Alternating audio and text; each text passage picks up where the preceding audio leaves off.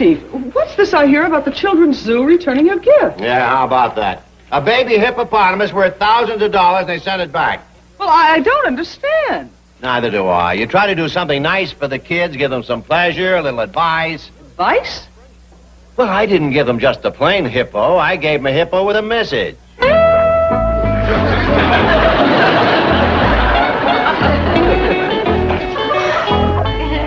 Chief, how could you? Now, what's wrong with that?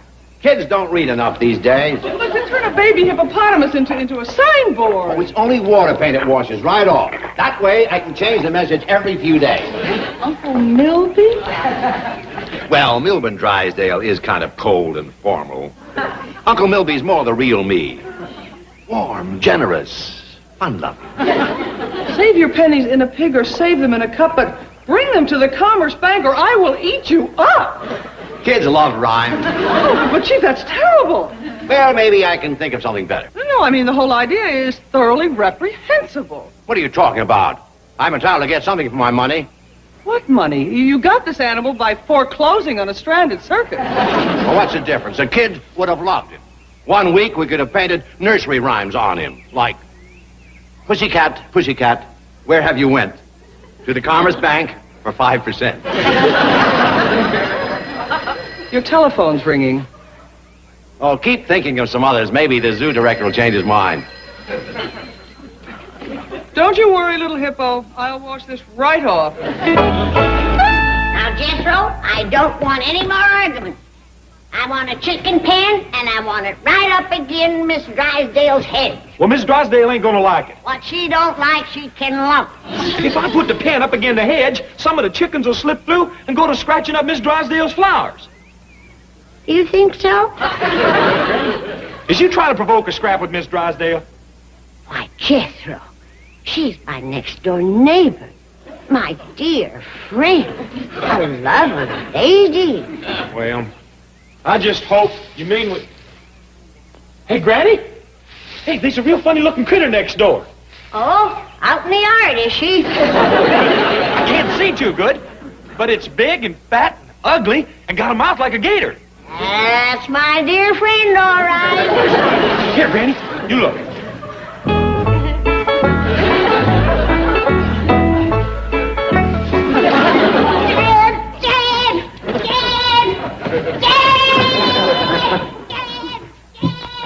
Was that your granny yelping or one of your critters? Well, sound like Granny. Ellie Mae, Ed, who is it complains when I tries to raise chickens in the back? Miss Drysdale. And who is it squawks when I tries to raise a cow? Miss Drysdale. And who is it screams to a high heaven when I try to run a goat or a sheep? Granny, what are you getting at? I'm getting at this. That spiteful woman has turned her backyard into a hog lot. A hog lot? Granny, Miss Drysdale wouldn't touch a hog with a 10-foot pole. She's got one now that she better not try to touch without a 10-foot pole. What you mean? We raised us some big porkers back home in the hills. But this hog makes a razorback look like a ground squirrel. Come on, here. Come on. Is that a hog? Is that a hog? That's a hog. Biggest thing I ever did see. When you yell suey at that rascal, you better not stand twixt him and a trough. You know something? I don't think that's a big hog at all. Shh. Don't mean mouth him, Ellie. I hate to get that hog riled. I mean, he's something else. Just there. I wonder where Miss Drysdale got to hold him. Ellie, run around the back door and ask her. Granny, I think this critter come from Africa. That must be someplace in Virginia. Virginia? Yeah, they raise awful big hogs there. Feed them on peanuts. There's a goober grabber if I ever seen one. A real whopper. Well, I still say this ain't no big hog. What are you talking about, child? Why, that rascal is good for 300 yards of chitlins alone. And would you look at them jowls? Take a tub of turnip greens just to season them. We could have butchered him, Uncle Jed? Well, he ain't ours to butcher, Jethro. Oh, how I wish he was. Well, I'm telling you, that critter ain't no butchering hog. And I'm telling you, you're deaf.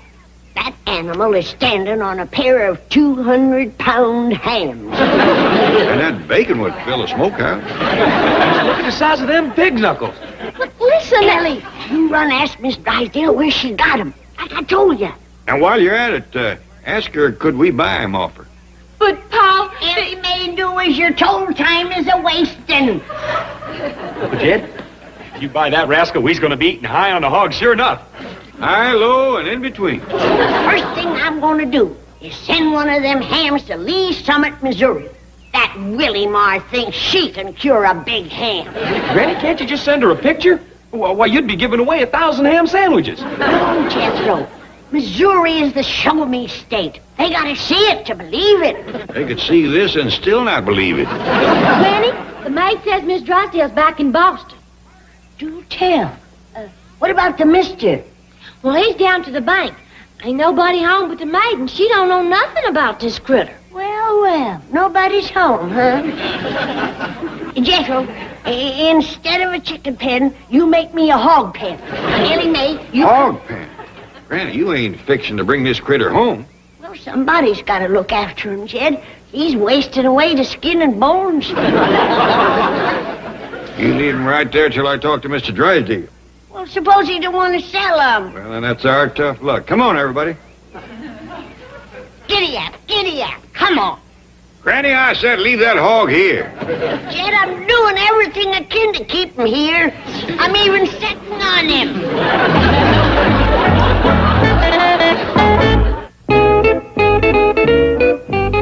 Chief, I just spoke with the director of the Children's Zoo. He absolutely will not permit bank commercials on his animals. Then I say no more zoo commercials on our money.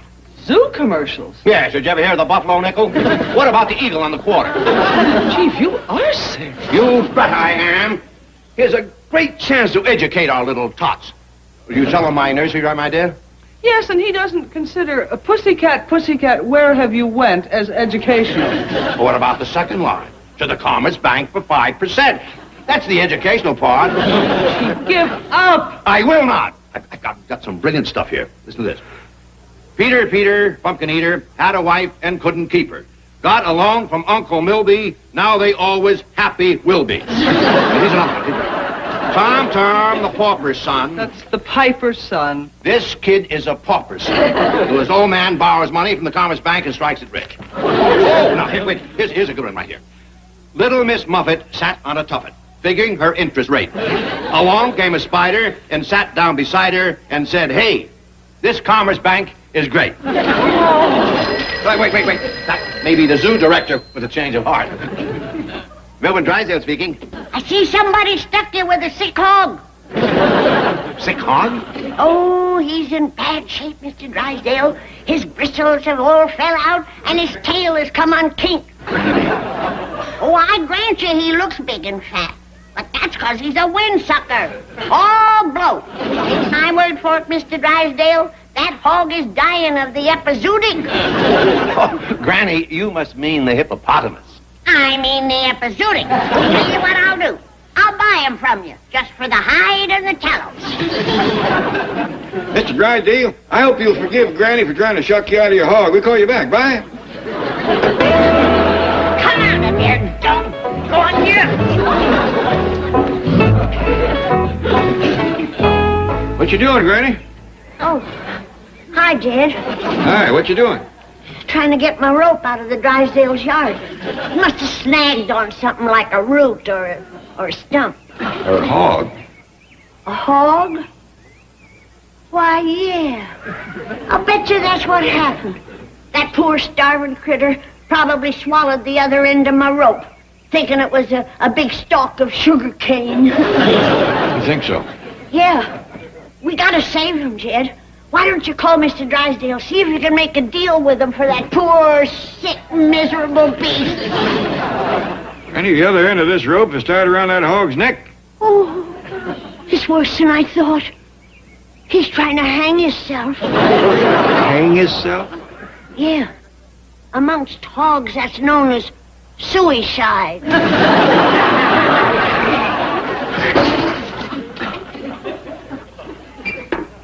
What you been whitewashing?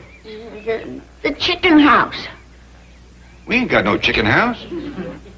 Well, I guess I wasted my time. Now, please, Jed, don't call Mr. Drysdale. I'm gonna untie that hog. No, Jed, don't go. I'll do it. Please, Jed, don't go. Wait, Jed. Don't touch that hog. You'll get the epizootic, sure as shooting. That hog ain't got the epizootic, and you know it. Well, he's got something that's about to kill him. Yeah, you. Whatever gave you that crazy notion? Well, let's say it's the way you got him whitewashed.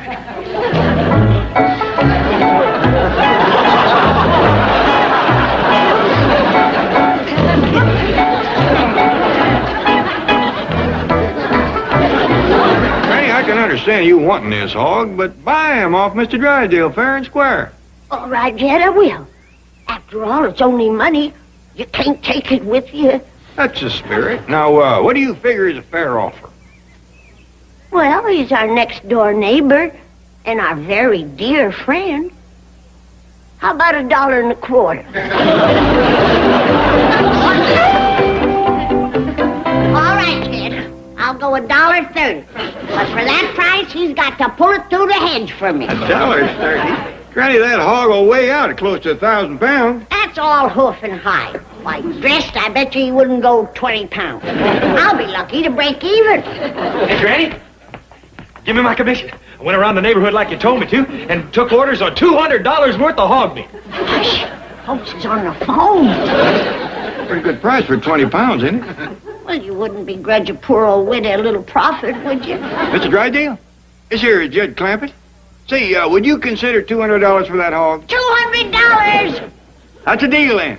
Thief, winter rabbit! Thank you, Mr. Drysdale. Bye. Granny, you can't take it with you.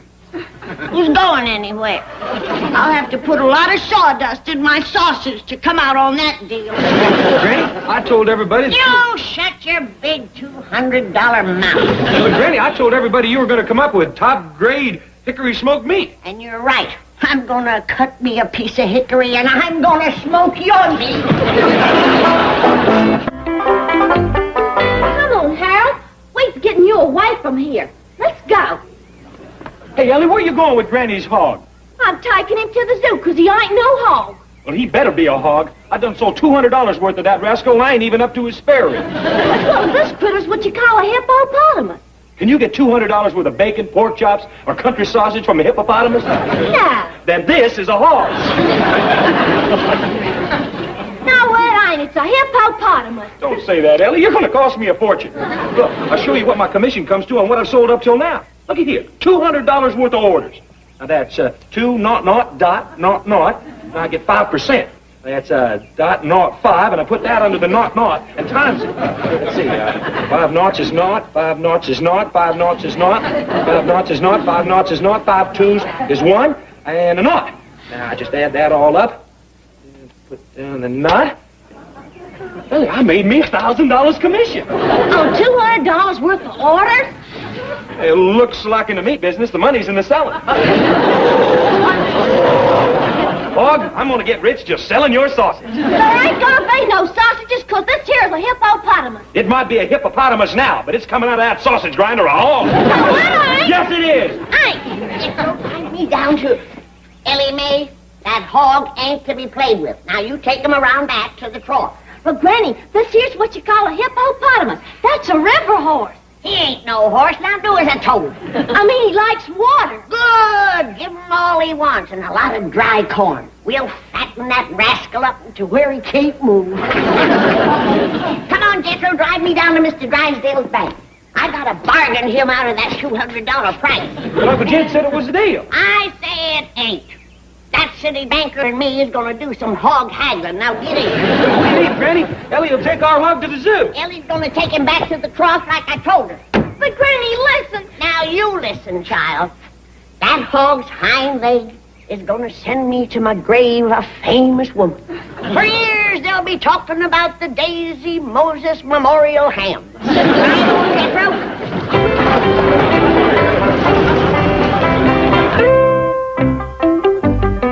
Chief, the owner of the circus just called. Oh, good. Did he get the bank commercial tattooed on my fat lady? Of course not. He wants to know if you'll take a baby elephant off his hands. No, I won't. The Children's Zoo would love to have it. They would, eh? Well, maybe we can work something out. Now, let's see. A nickel dropped into my trunkle. Draw 5% from sweet old uncle. No, Chief, no. I have told you the Children's Zoo will not permit you to paint bank commercials on their animals. Then they don't get the elephant. No more, Mr. Nice Guy. Chief, listen, please. It seems that the baby hippo and the baby elephant were inseparable companions. Now the baby elephant is pining away for his friend. They should be together. But how can they be? I just sold the hippo to the Clampetts. They think it's a big hog. Hey, wait a minute. Maybe I can tell them the elephant is a long-nosed calf. Can we come in? Granny, Jethro, how are you? How's that big hog? He's too darn high. That's how he is. You hornswoggled jet out of $200 when you sold him that puny hog. Puny? But you speak when you're spoke to. Now, you and me is going to do some hog haggling. There's no need to, Granny. You can have him free. Oh, no. I came here to haggle, and we's going to haggle. Now, you set a price, then I'll make an offer. Then we'll lock horns and go at it. Granny, if he's willing... You listen and learn, boy. I'll show you how it's done. All right, let her fly. I'll sell you the hog for $50. I'll give you 10. 40. 20. 30. 40. 40. 50, and that's my last offer. Well, all right. So... Get him. He don't know what hit him. Granny, he was going to sell you the hog for $30. Didn't learn a thing, did you? I'll see if I got $50 in my reticule. You might have to carry me for part of it. Oh, no problem. Oh, Granny, as long as we're dealing, how would you like to buy a long-nosed calf? Oh, no, Chief. You are not going to sell her that. But if she wants it? No, I absolutely will not let you. Jethro, you are now watching the oldest trick in the haggling business. You see, she, pretending that she wants the calf, is supposed to make me want it all the more. That's what they call chumming the sucker. Here's your money for the hog. We'll talk about the calf some other time, when your partner ain't around. Well, I'll be right with you, Granny. Mr. Drysdale, I'm going to open up a big account with you. Yeah, I'm making money hand over fist. Wonderful. How are you doing it, Jethro? Well, selling meat on commission. I made $1,000 already today. What kind of meat are you selling? Oh, hickory smoked ham, bacon, chops, ribs, you name it, I got it. Well, then, put me down for $50 with the bacon and ribs. I'll take $20 worth. Hot dog. 50 and 20. Naught, fetch down the naught. 5 and 2, fetch down the 7. Times dot, naught, 5. I done made another $350. Jethro, when do we get the meat? Oh, quick as Granny butchers that big hog you done sold her. What did he say? He said, quote, quick as Granny butchers that big hog you done sold her, unquote. I thought that's what he said. I'd better get Mr. Clampett on the phone and tell him to stalk Granny. I'll say you'd better. And if anything happens to that hippo, Uncle Milby will be Uncle Mud. Like the water, don't you, hire? Granny's scared of it, so we safe in here. Ellie Mae's drowning my hog. Quick, Jethro, jump in and pull him out. Give him mouth-to-mouth recitation. I ain't getting close to them jowls till he's on a plate. He won't drown, Granny. He likes the water. She done turned him into a pet. Forget him, Jethro. By the time he gets out of the water, he'll be ruined. There ain't no market for soggy sausage. Granny, how's the hog? Is he all right? Oh, he's fine. We just giving him a bath. I tell you what, I'll trade you my big, clean hog, even up, for your dirty little long-nosed calf. It's a deal. Chief, both those animals are going to the Children's Zoo. You promised. Oh, well, all right. Back to Mr. Nice Guy.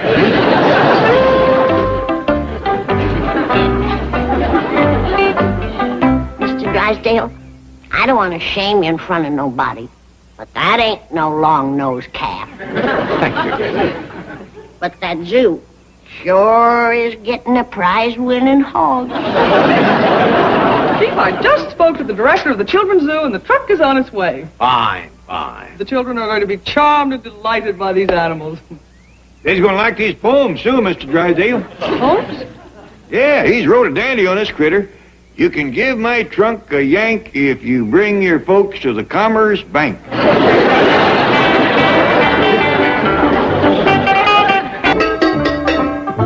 and get it! And Jethro Ellie Mae in the kitchen! What is it, Granny? What, Granny? What are we having, Gran? Spring tonic. Now line up and get in here and line up. You got to the count of 3. 3. I ought to double dose you for that. Granny, I'm feeling frisky as a cold clover. I think I'll just pass up getting tonic this year. Stay right where you are. Now, Ellie, where's your monkey? I want to test my batch. Yeah, Ellie, get this ape away from me. Oh, Bessie's got a crush on you, Jethro. A crush? That's the craziest thing I ever heard of. Yeah, as pretty as she is, she can do a lot better than you. You just tell her to keep her old monkey paws to herself. Quiet. I want to test my tonic.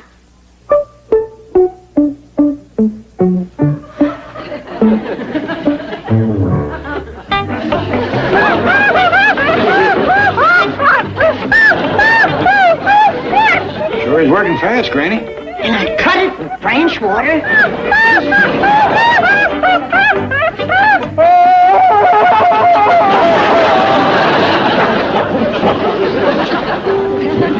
Chief, it's almost time for your luncheon date with Dr. Clyburn. Oh, that's right. Remind me to forget my wallet so he'll have to pay. Chief, you pulled that on him the last 3 times. It just isn't fair. All right, all right. I'll take some money.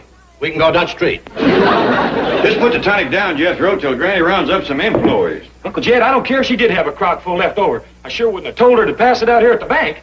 Don't worry about it, boy. Yeah, but you seen what it done to Bessie. Well, she's acting like her and me's engaged. I know.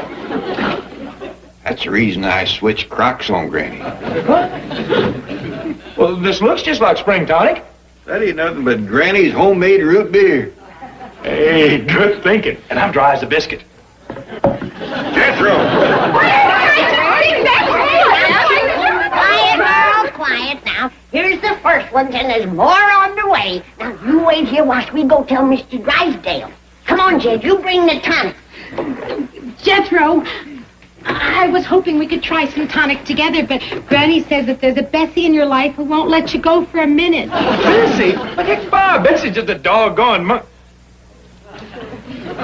Granny was right. As far as Bessie's concerned, we's engaged. Now, Mr. Clampett, Granny, what can we do for you? Well, Say, that looks a little heavy. Let Miss Hathaway carry it. Set it right here, Jed. You and your workers are in for a real treat, Mr. Drysdale. Wonderful. You've been cooking again, Granny? Oh, better than that, making medicine. This here is my spring tonic. Oh, no, Granny, you shouldn't Now, have... you don't have to thank me.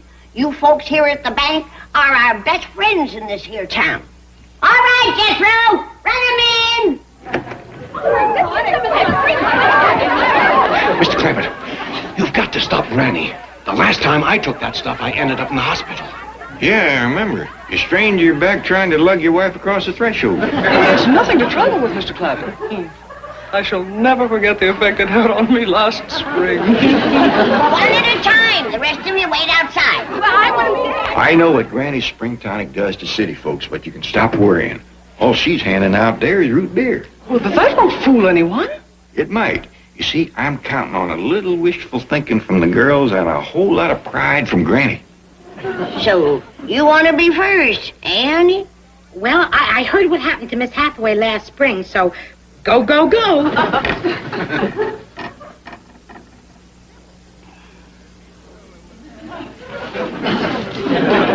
Gee, nothing's happening. It ain't. Oh, I think I'm feeling it. Of course you are. Kick up your heels little. Okay. That's better. Next. Now hold it! I tell you I have a luncheon appointment with Mr. Drysdale. I'm Dr. Roy Clyburn. Yippee! Hi, handsome. Girls, wait until you taste that groovy tonic. Granny's a wizard. Granny, that little hillbilly is making medicine again? Is she ever? It's got the kick of a zombie. Funny thing, though. It tastes just like root beer. Well, Uh-huh. Dr. Clyburn. So, Granny, you're at it again. You ought to wait your turn, Roy. But seeing that you're a doctor, I'll give you professional courtesy. I've just been waiting for a chance to catch you passing out that tonic. Then you're in luck. Open wide. What?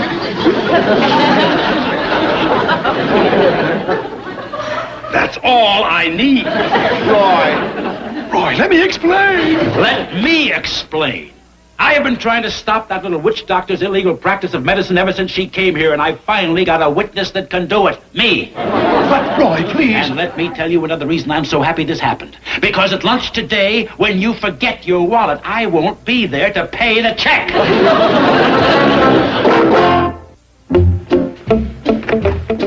Hi, how much tonic did y'all pass out? Just 2 doses. One girl and Dr. Clyburn. And Miss Jane said to come back and pass the rest out later? We wasn't thinking, Granny. It would be hard for him to tend to the banking business with all that high-power tonic sloshing around inside of him. Ellie, it's the best batch I ever made. Why, Dr. Clyburn put near flew out that office after he took it. Hey, speaking of spring tonic, where's Bessie? Oh, she's out back waiting for you to come home. You mean that stuff ain't wore off yet? Take a look.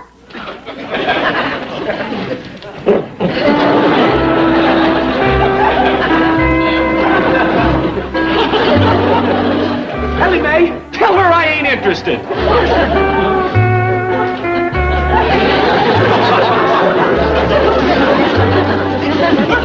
Doggone! Don't worry, Jethro. She'll get over it. But that'll take hours. Them's my bananas.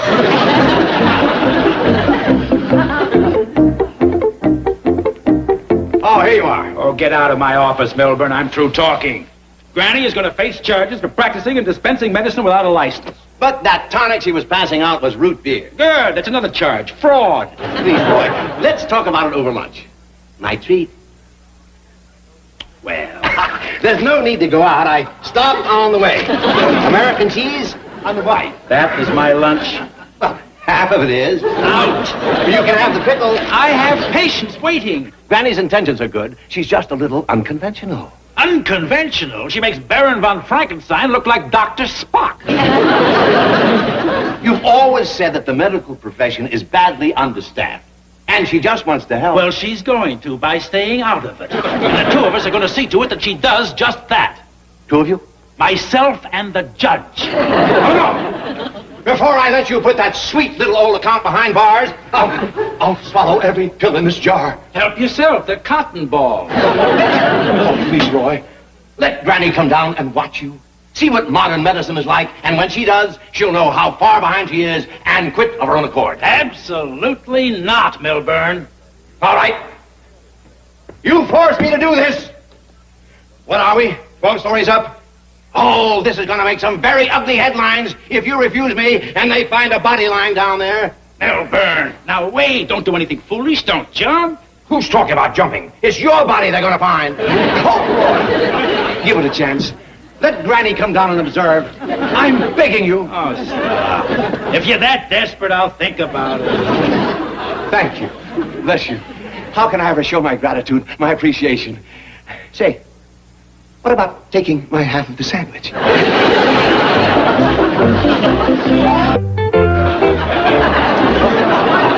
Granny, what y'all got up for? Dr. Clyburn called. Wants me to come down to his office to talk medicine with him. Yeah, Ellie told us, but how come the flowers and ribbons? Jeff, just because I'm a physician don't mean I can forget I am a woman. Well, which one you trying to be now? Hasha! Granny, here's your doctoring bag. Put in the vanilla extract like you said. Perfume, too. It ain't perfume. It's for making remedies to show Dr. Clyburn. Is that what this roast chicken and homemade pumpkin pie is for? Never mind. You and Ellie go get the truck and take me down to his office. Yes, ma'am. Granny, if I didn't know better, I'd swear you had your cap set for Dr. Clyburn. Hogwash. This is nothing but a professional visit. Now stop it and tell me why you're doing this. You never give two hoots for Dr. Clyburn before. Well, he never give a hoot for me. But now that he's calling me up and asking me down to his office and all, well, maybe we finally got something to hoot about. He sure has done a turnaround. That was an awful good batch of spring tonic he got a dose of. Believe me, Granny, that tonic he took has nothing to do with it. I probably should have had you down here long before this. I just hope it isn't too late. Oh, it's never too late, Dr. Clyburn. Can I call you Roy? Oh, Roy will be fine. Dandy. Then you don't have to call me Dr. Granny. Just call me Granny. Or, Daisy. Granny will be fine. You know, I kind of thought that my tonic had something to do with you asking me here today. But Jed said he didn't think so. Well, Jed was wrong. I've restrained myself for a long time, but after you tonicked me this morning, I knew I had to do something. Always was a great little icebreaker. I beg your pardon? Oh, nothing. What's in there? Oh, well, come on in. I'll show you.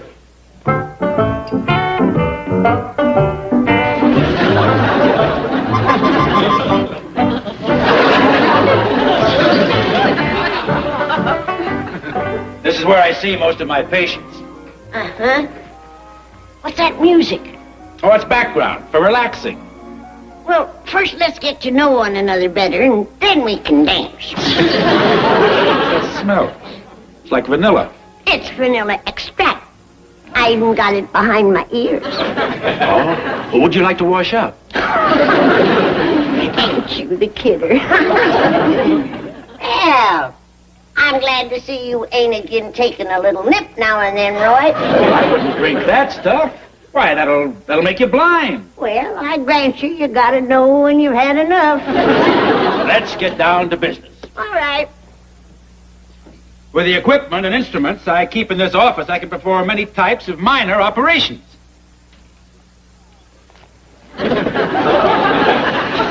All right, then. Let's see you start carving this chicken. And after we've eaten, we'll see about that dance.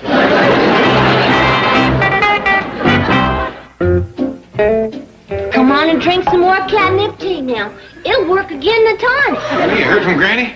Well, no, sir, Paul. I've been keeping Bessie company. She's still pining for Jethro. Well, that's too bad. Yeah, and the worst part is, well, he's been treating her just like an animal. Yeah, well, Ellie, Bessie is an animal, and she better start forgetting about Jethro. Sorry, Bessie. Oh, hello? Oh, Granny, how you doing down there? You gotta pick me up here at Dr. Clyburn's office right away. He ain't made no improper advances to you, has he? He ain't even made a proper one. I thought at first my tonic wasn't working. But the trouble is, he's too worried to think of romance. Worried about what? He's failing in his profession. In the 2 hours I've been here, he ain't had one patient. No.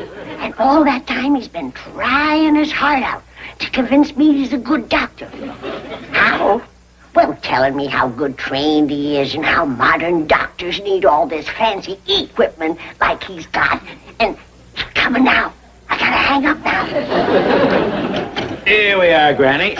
Won't you even have a little piece of pie, Roy? No, Granny. Now, this is an electrocardiograph. Can't do a really complete physical examination without one. Oh, that's nice, Roy. I'll bet you could give a dandy examination with that.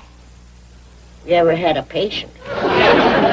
This costs $1,300, and what you've seen is only a sample of the modern equipment that I have here. I ain't never seen so much stuff. Too bad there ain't nobody around to try it out on.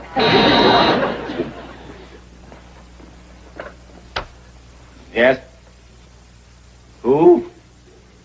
Oh, now, didn't you tell her that this was my afternoon? All right, have her go into room B. Yes. I'm sorry, Granny, I didn't expect this, but I have a patient. Oh, praise be. Don't get excited. Oh, she's very influential in society, but the worst kind of a hypochondriac. Come along while I get her x-ray. Doctor? Go right in, Mr. Longpray.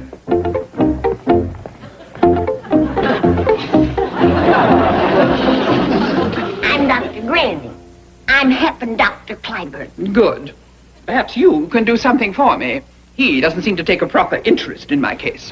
And I think I know why. Before you come in, he described you as the worst kind of a hypochondriac. I'm going to help you. In my practice of medicine, it don't matter what religion you are. I beg your pardon. Now, what's your complaint? Well, it's rather general. I'm a little short of breath. I can't sleep. Stop right there. I can tell the rest by looking at you. First off, that corset's too tight. Get rid of it. Let the blood percolate. And them shoes are too small. Try some practical ones. And them hands. How long has it been since them hands done any work around the house? I have 8 servants. I don't need to work. Yes, you do. And the sooner, the better. Now, you go on. Try scrubbing the floor, washing the walls, and you'll sleep, believe me. Now, walk. And don't ride. Take them shoes off and walk home. Go on. And cut the stays in that corset.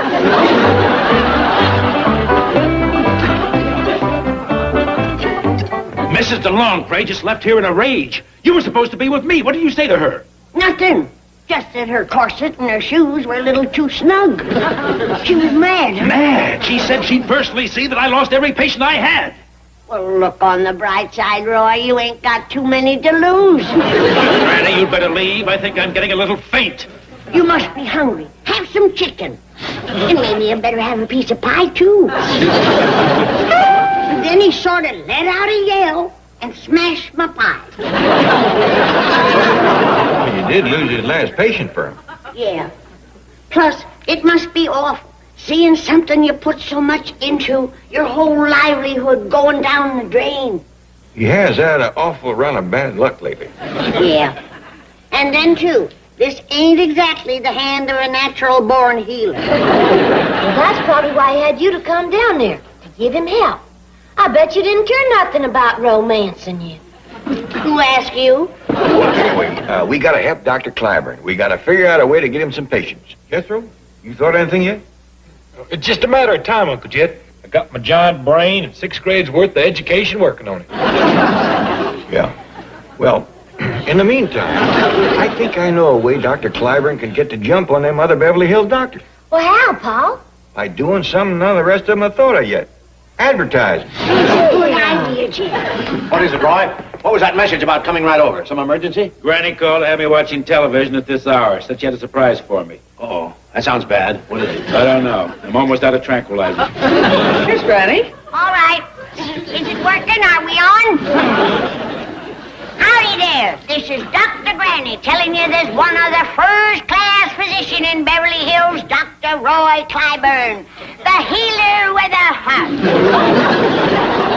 I want to show you a typical Clyburn cure. Here's a man aforeseeing Dr. Roy Clyburn, tired, run down, feeling poorly. Now, here's the same man after seeing Dr. Clyburn. Vigor restored, full of the dickens, a satisfied customer. Now I want you to all go down to the Beverly Crestview Medical Building and give this man your business. He's really up against it. And here's a special offer. To the first 50 folks, a dose of my own spring tonic. All right, turn it up. How's that, Sid? Great, Granny. If that don't get your poor old Roy some patience, nothing will. Turn it off! It ain't, huh? Well, thanks for having us over, Roy. The only way you will leave this room is through that window. But you're on the medical board. They know you wouldn't advertise. Who cares about them? I'll never have another patient once this gets around. Roy, I'll use you. Milburn, you'll need me. Where's Dr. Granny? Dr. Granny has retired permanently. Oh, well, I wanted to thank her. I decided to take her orders, and after I'd walked home and scrubbed some floors, I took a nap and slept like a baby. I liberated myself from top to bottom. No more girdle. And look at my new shoes. I must be getting back to the charity bazaar. Everybody in Beverly Hills is there. Everybody? Then they didn't see the commercial. I'm telling them all about Granny's firm approach to medicine. I hope you are going to keep up her fine work. You bet I am. And the next time you come here, I want to see 5 pounds off those hips. Thank you, Doctor. It's a nice feeling to help somebody out, ain't it, family? It is. Yeah. I feel so good, I'm gonna up and take Bessie for a ride. Well, she may not want to go, Jethro. She's over that spring tonic. Tonic or no, I ain't gonna be turned down by no ape. Come on, Bessie, I'll take you for a ride.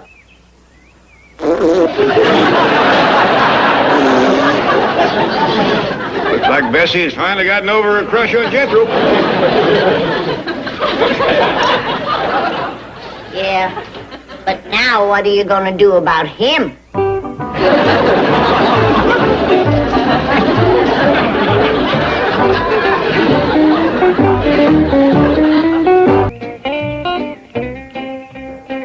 There she is, Granny, just like back home. Yeah, ain't it beautiful? Why can't we have it up all year round? Now, you know Miss Drysdale wouldn't hold still for that. She claims to give the neighborhood a black eye.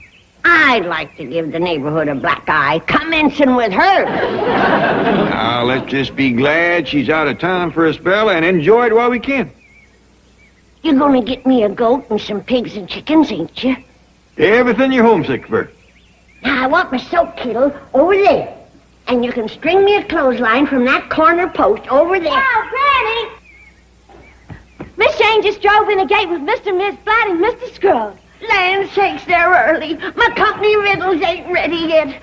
I gotta dice me some shad gizzards from a fish head stew. Now, Granny, don't jump your traces. Ellie, you go grate me some parsnips and some onions from a goat cheese dip. And some turnips for the dessert. Granny, you know Lester and Earl don't expect all this. They's home folks. Yeah, but Gladys is with them. And she's a city woman and a movie star.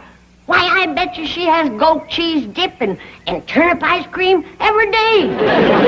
Did you say Miss Flat is a movie star? Not yet, Ellie. She's making what they call a screen test over to my studio.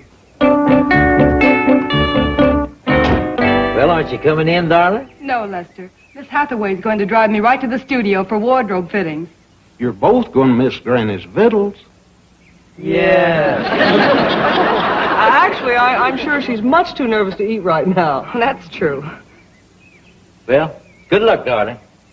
Thank you. And I really do appreciate this, Lester. No more than you deserve. I promise you this. If my screen test isn't a success, I'll be content to go back to Tennessee and be just plain everyday Mrs. Lester Flat, housewife. Fair enough. And if it is a success, we'll all be watching you on the screen as Gladys the Lovely, movie star. Wish me luck. Bye-bye. Bye. Bye. Lester, did she say Gladys the Lovely? Yeah, that's the name one of those publicity fellas made up. I kind of hope she don't get famous. What do you mean? Well, folks might go to calling you by her name. I don't know how that'd sit back in Tennessee. Lester the Lovely and Earl Scruggs. Now, you ain't got nothing to worry about. That screen test ain't gonna make Gladys a movie star. I wouldn't be too sure. She's awful pretty, sings a fine song. She's got a lot going for her. Yeah, and I got a lot of going for me, too. Like what? Like she don't know it, but I've arranged for Jethro to direct her. Jethro, what you doing with the fancy funnel? Oh, this here's what you call a megaphone. You holler through it. You going to a hog calling? Oh, no, sir. I'm going over to your movie studio and direct Miss Flat's screen test. Oh, I changed my name. CB to Bodine. You can call me CB. Thanks. Miss Flat asked for you, did she? Oh, no, sir. Mr. Flat did. He wants to surprise his wife. I just might do it. Come in. Hi, Jen. Howdy, Jen. Howdy, boys. Welcome. Where's Gladys? She went right over to the studio. Hi, Mr. Black. Mr. Scruggs. I'm all set to direct. Well, good. Now, remember, Jethro. Call me CB. Remember, CB, I'm counting on you to direct every move Gladys makes. Don't you worry, Mr. Flat. When I get done with your wife, she's going to be what they call a finished actress.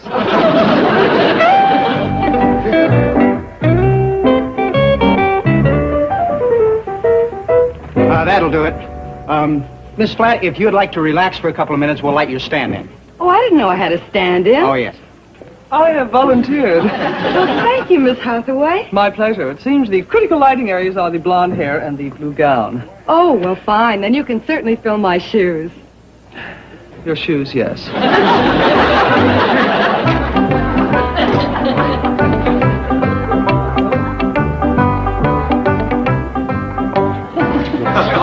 All right, hey, where's the makeup man that done this to Miss Flat? What do you think you're doing? I'm trying to save what's left of this beautiful woman. Hey, turn off them hot lights! You done melted her down to skin and bone. Don't worry, ma'am, you won't have to go home in that condition. I said to turn out them lights! You done ruined her figure! Jethro, the lights have nothing to do with her figure. She's a stand-in. She is a cave-in. Somebody better get busy and put her back the way they found her.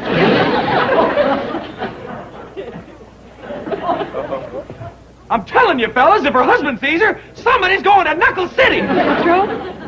Oh, hell, now, that's more like it. I told you not to worry. All right, now, quiet on the set. This is your director, C.B. DeBote speaking. Now, when I say action, I don't want nobody to move. I want you to get it on. Move, get out. You wouldn't pull my leg, would you? No, ma'am, I'm the director. I'm the director.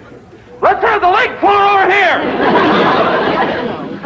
Call me C.B., ma'am. You're not serious about directing my test, are you? Oh, yes, ma'am. Your husband wants you to have the very best. I weren't supposed to tell you it was his idea. He wanted to surprise you. I can't believe Lester would do this. Oh, yes, ma'am. He loves you a heap. All right, now, down to them marks. Unpack them grips. Move the bronze over with the babies and get rid of the ginger. Gladys, Can't we talk him out of this? I doubt it, but maybe you can sing him out of it. What do you mean?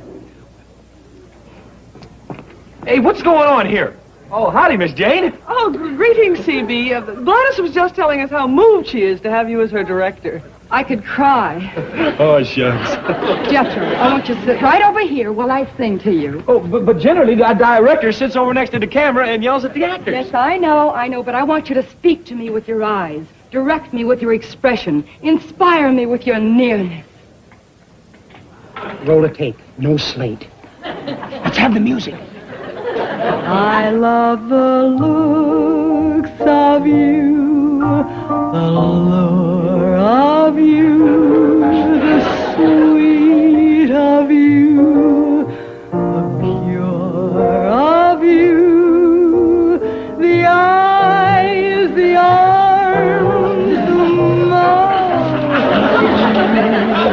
the east, west, north, and the south of you. I'd like to gain complete control of you and handle even the heart and soul of you. So love at least a small percent of me do.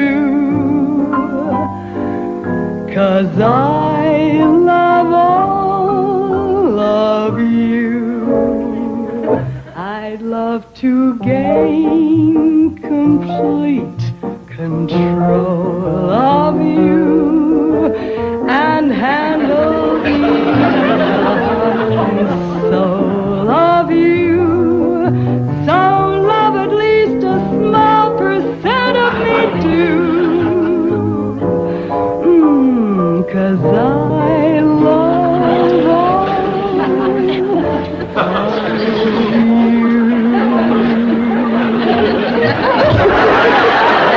That's a take. Cut. Print. And throw some water on our director.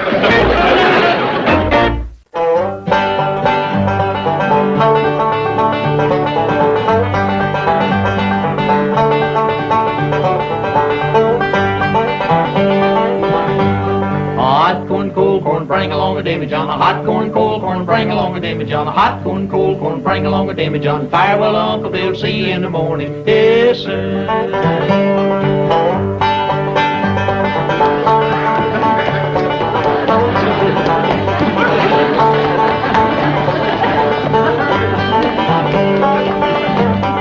Upstairs, downstairs, out in the kitchen. Upstairs, downstairs, out in the kitchen. Upstairs, downstairs, out in the kitchen. See Uncle Bill just a-raring in the pitching. Yes, sir. Hot corn, cold corn, bring along the Damon John. Hot corn, cold corn, bring along the Damon John. Hot corn, cold corn, bring along the Damon John. Farewell, Uncle Bill, see you in the morning. Yes, sir. Boys, you never sounded better. You deserve another helping of fish head stew. Elevate Clambett's speaking. Why, sure is. Just a minute. Mr. Black, it's your wife calling from the studio. Why don't you talk to her? Why me? Well, she talks to me all the time. Not like she's going to talk to you now. Hello, darling. How'd the screen test go? Just marvelous, Lester. What did you say? Marvelous. Well, didn't Jeff... who directed it? My director's right here. I'll put him on. I done it for you, Mr. Black. Thank you, Jethro. Just call me the star maker. Oh, honey, here's my stand-in. Congratulations. Your wife was just great. Of course, the verdict won't be official until the film is processed, but that'll only take 3 days. Honey, let's move into the best hotel in Beverly Hills and make this next 3 days our second honeymoon. Lester? Lester? Hello? Want me to hang up the phone, Mr. Flatt? Mr. Flatt? See if he answers to Mr. DeLovely.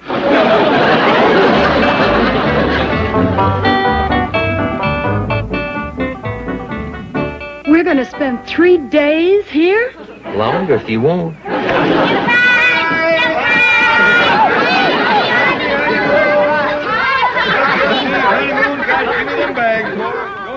How do you like it, Gladys? Are you happy? Happy isn't the word, Granny. It's just as nice inside. Come on in. This is Henrietta, Mrs. Flatt.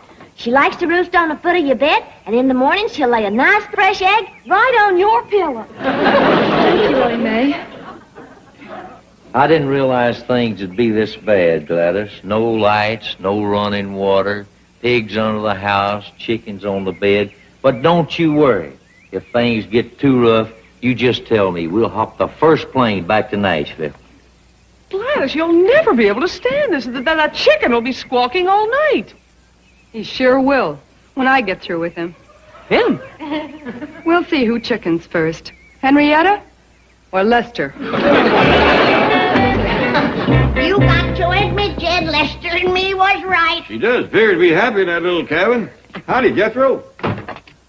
Hi. That woman has took to country living like a duck takes to water. Yes, you can't learn fast enough. How to milk a goat, how to grind corn, How to make soap, how to do a washing outside. how to stir off sorghum. How to make hoe cakes and hominy grits. Lester? Gladys, put down that axe. I'm husking fresh shucks for that mattress just as fast as I can. I just want you to chop some wood for the fire under my kettle. I done chopped a whole cord. Oh, well, darling, I'm sorry, but it takes a lot of wood to boil your clothes. Boil my clothes.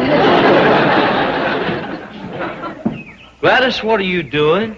Granny said this is a way to get clothes clean country style.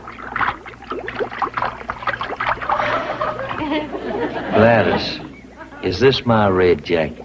No, that's your white jacket, Lester. Your red jacket's on the bottom. Now, hurry up and chop the wood, sweetie. And I want you to grind some corn so I can make some hoe cake and grits. Honey, you don't know how to cook. I've got 3 whole days to learn.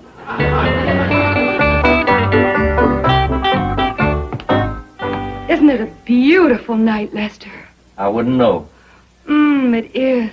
The air is full of romance. That's smoke. Oh, honey, forget that old fire. Let's dance. Dance? Yes, after all, it's our second honeymoon. I don't think you love me anymore. Why, sure I do, honey. But I done shucked 8 bushels of corn, chopped 4 cords of wood, and ground a whole barrel of meal and chased that goat pretty near to town and back. I'm beat. But Lester, this is only Wednesday. What's going to happen by Friday? You might be a widow. Well, now on Monday I'm your darling. On Tuesday I'm your baby. But on Wednesday you don't get around to me. I don't want a part-time lover. Can't take a part-time lover. Won't have a part-time lover, no siree. I need your hugging. I need your kissing. It's your hugging and your kissing I've been missing. Now if I'm not your one and only, I'd rather go on feeling lonely till the day the right one comes my way. I must refuse a part-time lover. Can't use a part-time lover. Gotta have a full-time lover every day. Morning, everybody. Morning, Earl. Well, there's Lester's friend. I heard you two running around last night. Ellie Mae, get that critter out of here. A kitchen ain't no place for a goat. Yes, ma'am. Oh, I'll take her up to my bedroom till she gets to feeling better. I mean, put her up. No, well, sit down, Earl. You kind of duded up for breakfast, ain't you? Lester and me's supposed to have some publicity pictures taken. Has anybody seen the honeymooner this morning? He must be up. I heard him chopping wood at the crack of dawn. Chopping wood, huh? He must have got his second wind. What happened to your jacket? Gladys boiled it. Boiled your jacket? Yeah, that ain't nothing. Look at this. How come your shirt and your pants ain't shrunk? I slept in them. What for? I had to have something between me and that corn shuck mattress. Well, don't worry about the publicity pictures. We can wear white coats. This is my white coat. Sit down, mister, and have some breakfast. No, thank you, Granny. I had one of Gladys's whole cakes first thing this morning. Well, that ain't enough to hold a man that was chopping wood at the crack of dawn. I wasn't chopping wood. I was trying to slice that whole cake. Well, if it was so hard, what did you eat it for?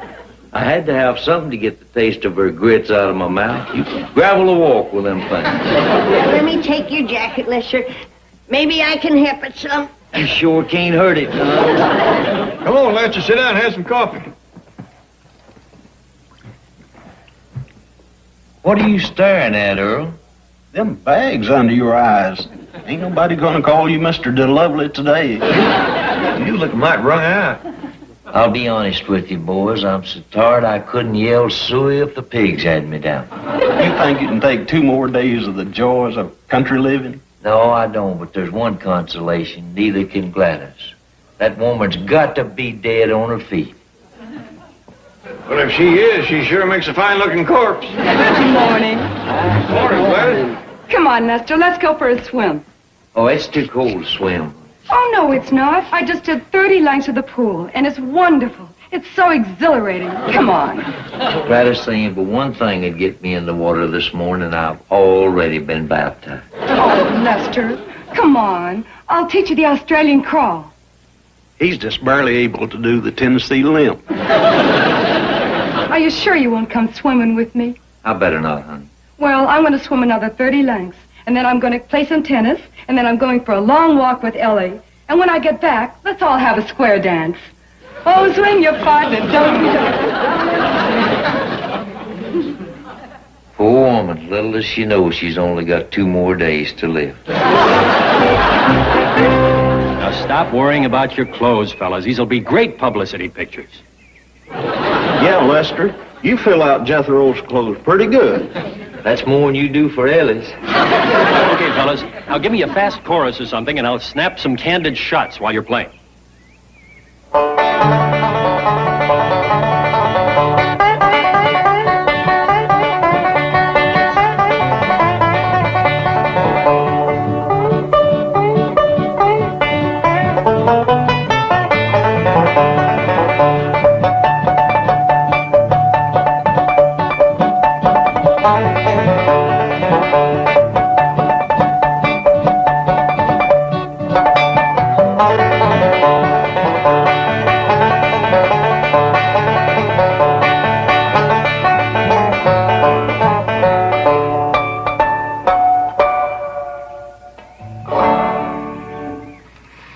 Hey, mister, hey, would you like to take some pictures of Hollywood's greatest star maker? Sure. Fire away. You? In sophisticated showbiz circles, I is known as the high hog at the trough. I thought it was going to take 3 days. The lab worked all night and got the film processed. And it was good, huh? Great. Gladys! Congratulations. The test is a success, and they have a contract ready for you to sign. Oh, I give up, honey. We'll get a place and settle down in Hollywood. no, we won't. We're going to take the first plane back to Nashville. But you can be Gladys to Lovely. And he can be Lester to Lovely. I've changed my mind about being a movie star. I just want to be this man's wife. Gladys, I ain't one to thump a free melon, but how come? Well, I never realized how much you love me, Lester. Any man that can eat my horrible hoe cake and not complain. I've eaten worse things. You have? Yeah, your grits.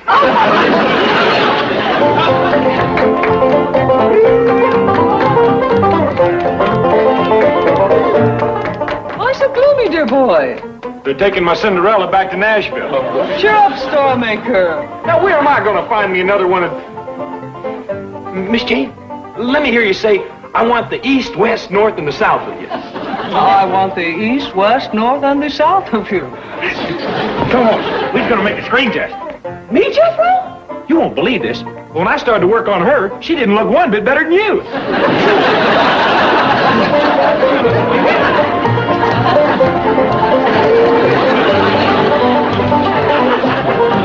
Now if I'm not your one and only, I'd rather go on feeling lonely till the day the right one comes my way. I must refuse a part-time lover. Can't use a part-time lover. Gotta have a full-time lover every day.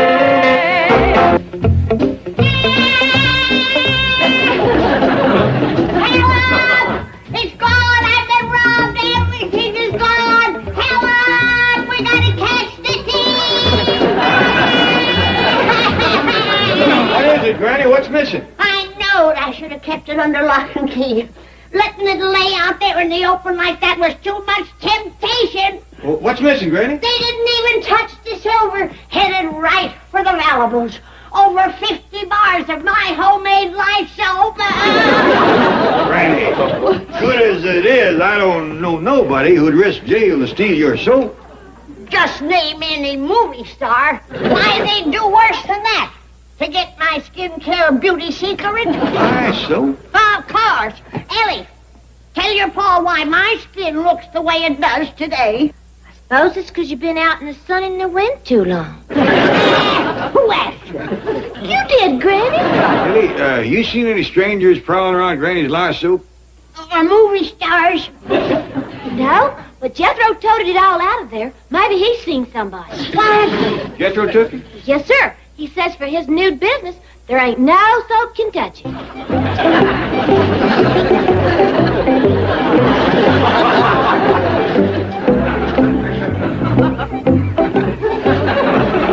All right, Bessie, we's all set for my grand opening. You ready to take off with my advertising campaign?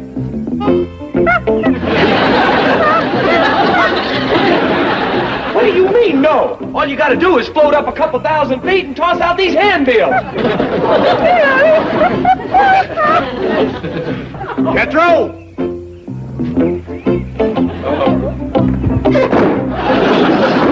Howdy, Jet. I was gonna wait till I had my first customer before I called you, but what do you think of my new car wash? What? Sometimes you act like you got grits for brains. You know how many of these places there already is in Beverly Hills? Not like mine. This is the only one in the whole world that'll wash a car in just 5 seconds. It is. Yeah, that's because I'm the only fella that's smart enough to think of dunking them. Dunking them? It gets the car spanking clean, top and bottom. It's my own invention. You see, I just put the car in them chains over yonder and hoist it up with them ropes. It's hooked up to this block and tackle at either end. Then I just haul the car out over the water and slacken off and drop it in. Then I just slush it around a little bit and lift it out over to this side and let it drip dry. How about that? And what's more, for 10 cents extra, I clean the whole inside of the car, too. I just leave the windows open. What's the matter? I forget something? For one thing, the shingle you're going to need for your pants when Granny finds out what happened to her soap. Oh, wait, that's the secret to this whole operation. You see, Even in cold water, Granny's lye soap cuts grease just like that. Boy. Of course, it is kind of tough on car paint, too. But I don't care much about repeat business. You got 24 hours to drain this pond, pull down them ropes, and get this place back to normal. Oh, come on, Uncle Jed. I'm going to clean up. I'm going to set this world on fire. You're going to clean up, all right. Everything. Or you're going to end up with a seat of your britches on fire. Well, if it ain't the king of the car washing. Oh, yeah? If I'd have got my handbills out when I wanted to, I'd have been turning the customers away now. It's all that dad blame Bess's fault. What do you mean it's Bess's fault? That monkey ain't nothing but a big hairy chicken.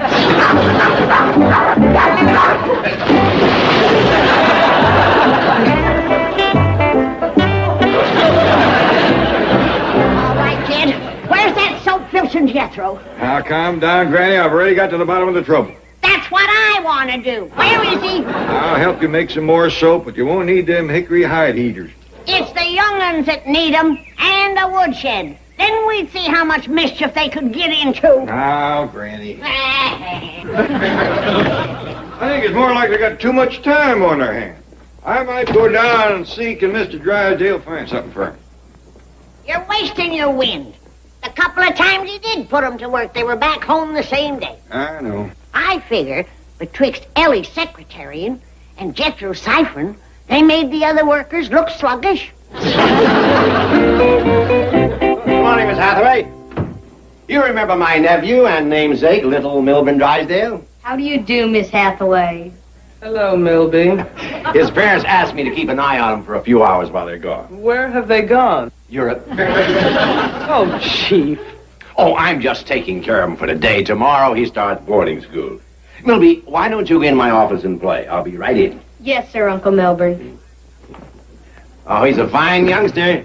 A credit to the Drysdale family. Chief, how did you get stuck with keeping that miserly little monster again? Just a minute, Miss Hathaway. Last year when you took care of Milby, he was just going through a transition phase. I know, like the wolf man. Come on now, he's a fine lad. He is a grasping, avaricious, crafty, conniving little money grubber. Yes, everyone says he reminds them of me as a boy. At the age of 6, when other little kiddies were playing hide and seek, Milby had started his first business. So every kid has a lemonade stand? Milburn opened a pawn shop. Look, Chief, he needs other interests. He needs to go places and do things with someone he looks up to. So someone big and tall and strong. I agree. You can have him all day. Never again. But I can't get away. You've got to take care of him. Not even if you give me a whip and a chair. Well, Oh, hello, Uncle Milby. I hope you don't mind my borrowing this book from your desk. Oh, not at all, my boy. A sympathetic look at Ebenezer Scrooge. That's one of my favorites. Now, what would you like to do today? Well, a real fun thing is making money. I've got my eye on some property in the valley. I see. Well, how are you going to earn all that money? I could start by betting you $5 that in 30 seconds your face will turn blue. Okay? All right. I'll take that wager, but just to give you a lesson in gambling.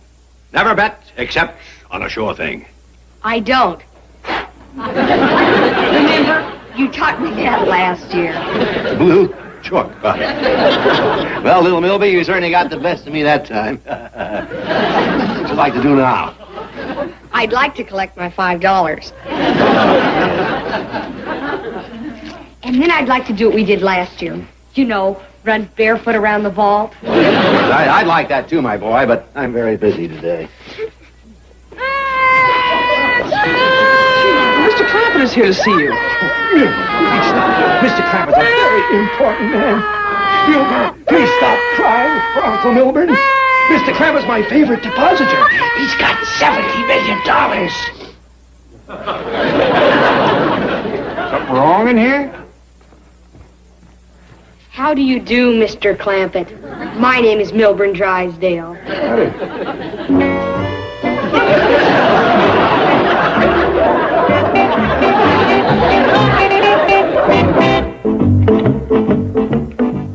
Now, Mr. Clampett, as I understand it, you're worried Jethro and Ellie may have too much time on their hands. Yeah, well, you see, there just ain't enough work on the place. Even with all the chores Granny and me can think up, they still got a good hour a day with nothing to do. Water, Mr. Clampett? Oh, no thanks, son. Coffee? Tea? Milk? He's a fine boy. He has a great career ahead of him. Yeah, he's already a pretty good waiter. Pillow for your head? Oh, no thanks. That's fine, Milby. Now, why don't you sit on the sofa and read, eh? Oh, it's all right. I have my bank book. Well, now, getting back to the young'uns. Ellie is kind of a problem. You see, once you toss out secretary... Yes, let's toss that out. And when you come to Jethro, there's... say, you don't know anybody that needs a professional eater, do you? No, but don't worry. I'll come up with something to suit his talents and education. Good. Well, he said he'll take anything at all, as long as it's a executive job. All right. Well, you'll have to give me a little time. We're pretty swamped here today. I'll even have to find somebody to take care of Milby for me. Well, why couldn't he spend the day over at my place? Please, Uncle Milburn. Please, if I can. I think it'll be all right. Yippee! Thank you, Uncle Milburn. And you'll be giving Ellie a job at the same time. She'll be your babysitter. She's waiting outside. I'll go fetch her in. Did you say a babysitter? For me? Yeah, here she is now. But I'm 11 years old. Of course, I'm very insecure. Ellie, you got a job. You're going to babysit little Milby there. Howdy, Milby. You're the first human being I ever babysat for. I am? Yeah, but I ain't worried, because I'll just pretend you's an oversized monkey. Let's go, Milby. Well, there you are, Milby. Make yourself to home. Boy, would I love to go into the escrow in a place like this. Sorry to disappoint you, Milby. It's got 32 rooms and 14 baths, but I don't think it's got escrow.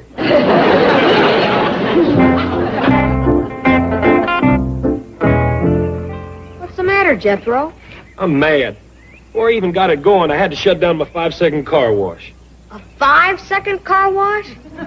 Why, you could make a fortune. Yeah, I know. Say, for a little kid, Milby, you're pretty smart.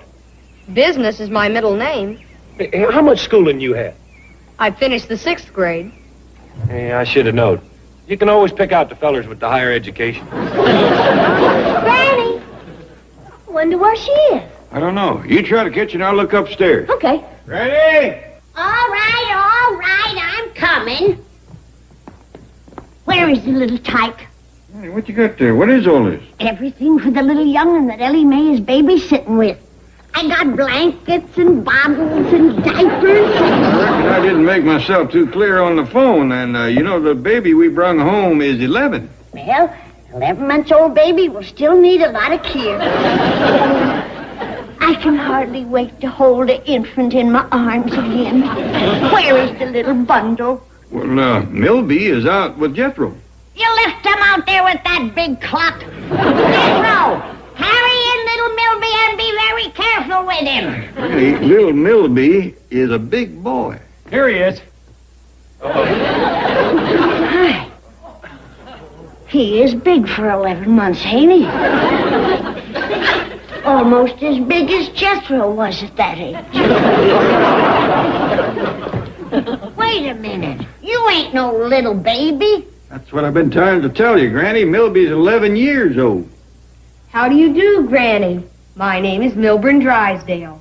You're named after Mr. Drysdale? Oh, not quite, Granny. Milby's middle name is Business. Milby Business Drysdale. That's a real high tone. Come on out to the kitchen, have some milk and a piece of pie. I wonder if I could have Jethro show me around the house first. Well, all right. When you're through, come on out. Hey, Milby, you mean you was turning down a piece of pie for a look around the house? I thought you was an educated man. Look at this. Well, what about it? Just an old vase. It's a Ming vase.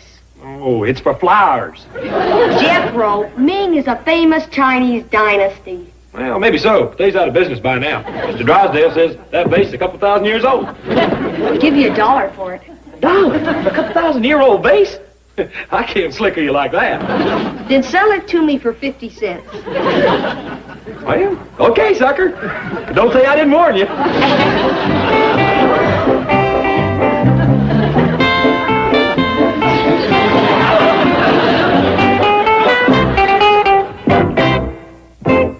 What was you eating all this milk for? Well, I was expecting little Milky to be a tiny infant. And Jethro used to drink that much for his evening bottle. Yeah, but you got to remember, even as a baby, Jethro had a mighty unusual hunger.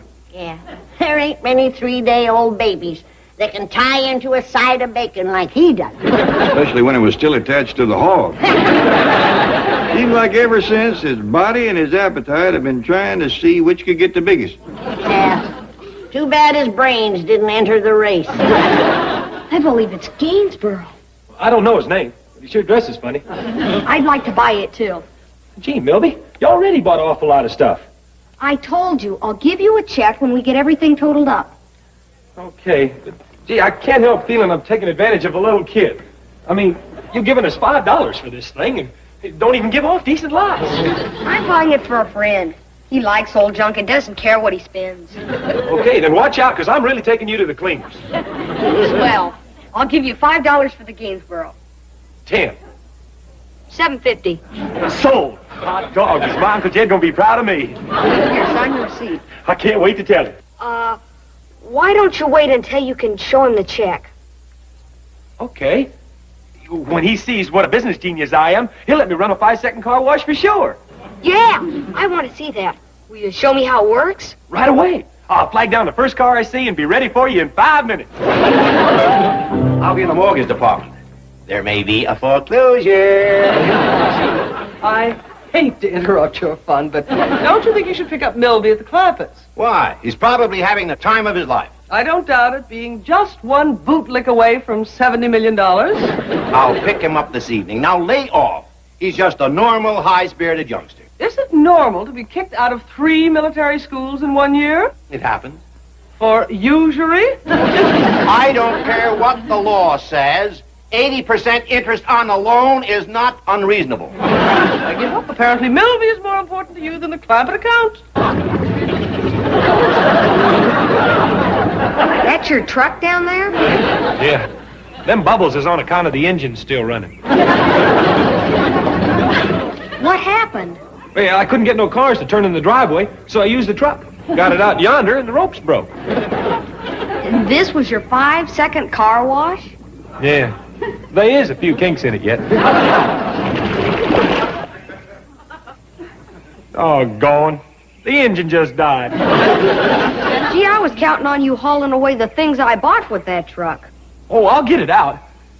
Well, I'm sure glad I drove such a hard bargain selling all that stuff to you. At least I'll be able to show my Uncle Jed I've done something right. But remember, you won't show him until I'm gone. You have the check, right? Hey, how does a little kid like you get all your money anyhow? I used my head. For instance, this morning, I got $5 out of my Uncle Milburn. Nothing to it. How'd you do that? Cost you 50 cents to find out. 50 cents? For a way to get $5? It's a deal. Pigeon, partner. Hey, Uncle Jed, Granny, I just found out the best way to make $5 you ever heard of. Well, what is it? I'll show you. I'll bet you $5 that in 30 seconds, your face is going to turn blue. Jethro, I ain't a gambling man.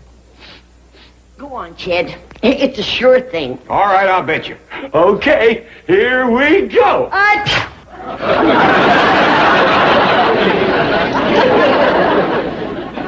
All over my kitchen. How dare you come in here and make a mess like this, you big funnel brain! Hey, no, wait a minute, Granny. I didn't Hey, you big cabbage head! Granny!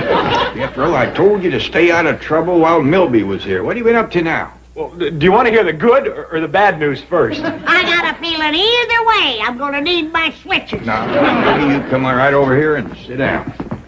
Well, I reckon we might as well get the bad news out of the way first. Well, it ain't that awful. It's just that I dropped the truck in the cement pond. Where's the switches? Sit right there, Granny. I'll fetch him. Hey, now, hold on. Wait till you hear the good news. Oh, you'll forget all about the bad. All right, start them jaws a-hopping fast. Yeah, well, you know how this house is full of bric-a-brac and junk and paintings and stuff, most of it hundreds of years old, and just cluttering up the place. Well, I unloaded almost a half a ton of it on that little Milby. You what? And he's not only taking it off our hands, he's paying almost $200 for it. How about that? Look at there. The good news just knocked her right over. Reckon I don't get no switching now, huh? Not for the bad news, no, but you're gonna get a first-class rump roasting for the good.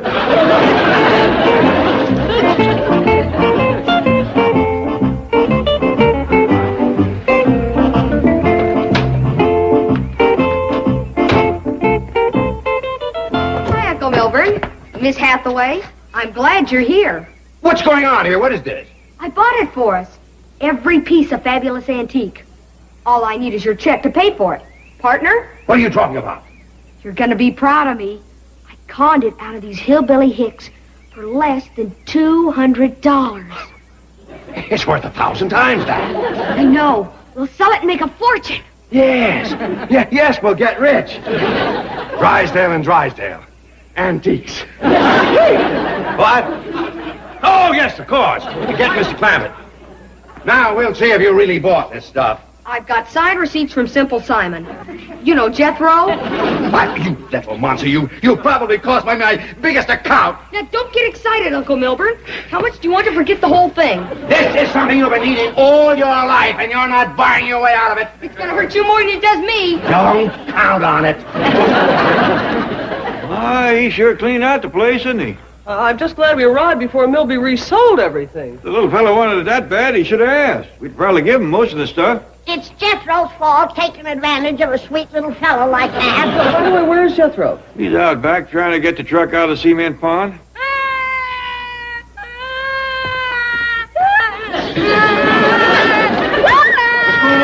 Just disciplining my nephew, Mr. Clammett. I'll be right back and make amends for all this. Get in, Miss Hathaway. You must have spanked him good. We could hear him yelling clean inside. That's not what he was yelling about. He's used to spankings. I got him where it really hurts.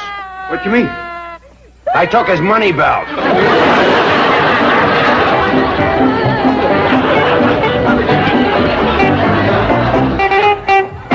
Corner where you are, right in the corner where you are. Good morning, honey. Ain't it a beautiful day to be alive? Oh, I forgot, you ain't. You're a pretty thing. Right in the corner where you are. Right in the corner where you are. Someone far from harbor you may guide across the bar. Right in the corner where you are. Oh, just what I need from a root cellar. This'll make a dandy shelf. The good Lord provides for the purest heart. Bring in the sheep, bring in the sheep. You will come rejoicing, bring in the sheep. Stop, thief! Were you talking to me, Miss Drysdale? You know very well I am. And I should have known that you were the thief who's been stealing my lumber. Now, hold on.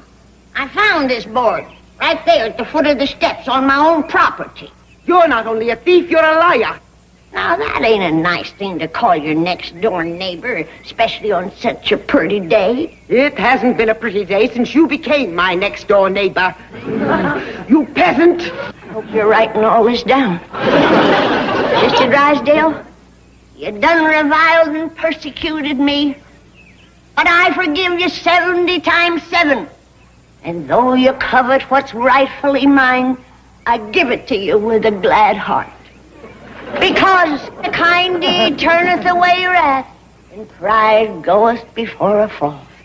And her that is slow to anger is better than the mighty. For it is written, them that sows the wind will reap the whirlwind. But him that pours the milk of human kindness into the churn of life... Oh, shut up! But give me my lumber!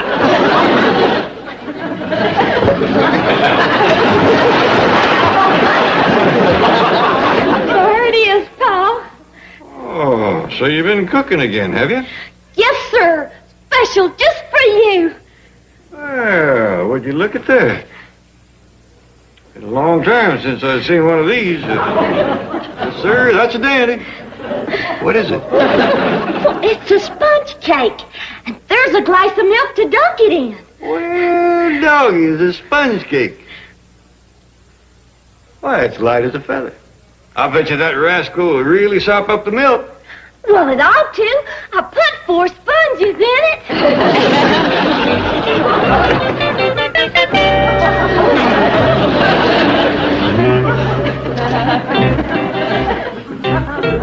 Granny, what happened? Did you fall in the pond? I got knocked in the pond. Ellie, go fetch your granny a blanket. Fetch my shotgun. What for? For that big, fat, ornery daughter of Beelzebub next door. Now, Granny, you promised me no more scrapping. You promised me to abide in peace with Sister Drysdale. Please tell him what happened. Give him the sign. Suppose you tell me. Here you are, Granny. I said fetch my shotgun. We're feuding with the Drysdales right down to the last man. Go get Jethro. I don't care if it was an accident. Now, you go over there and apologize to Granny. Apologize? I should call the police and demand an arrest. I'm not asking you to go to jail. Just apologize. Her arrest. She stole my lumber. When are you going to stop siding with those hillbillies against me?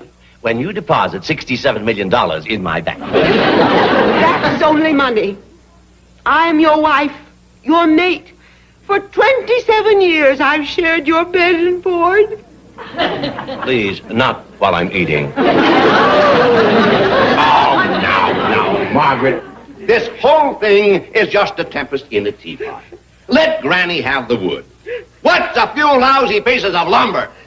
They happen to be specially cut redwood planks to frame in my new dahlia beds. I'm determined to win first prize this year. Okay. But promise, no more fighting with Granny. All right, if she leaves me alone, I'll leave her alone. Fair enough. Well, good luck with your dahlia, dear. Oh, I'm not depending on luck. I've engaged an expert to help me. Fine, I hope he's just great. He should be. He charges $100 a day. $100 a day? Yeah, he's an expert. Yeah, so is Jesse James.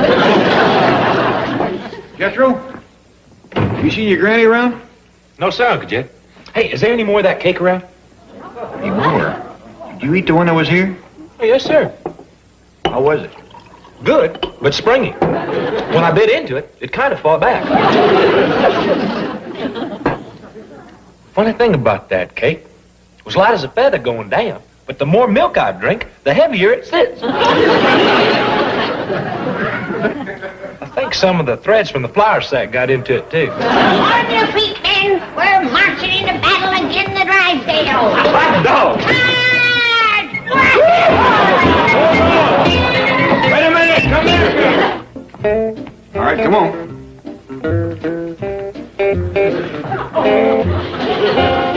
Stand back, Granny. All right, there. But I ain't surrendering my sword. It was my grandpappy. Okay. Well, Pa ain't gonna feud to Drysdale? No, Ellie, we ain't. Oh, shucks, Uncle Jed. We was just going to capture him and fetch him back here. Now, why would we want to do that? Have you seen their new upstairs maid? Now, listen, all of you. I know that Granny and Mrs. Drysdale has had a little run-in. Running? Why, I was mean-mouthed, board-whomped, and pond-ducked. I called her sister. She called me thief and liar. I cast my bread upon the waters, and she throwed me in after it. Let's go feud. Yeah, well, hold on. Jed, we would have feuded for much less back in the hills.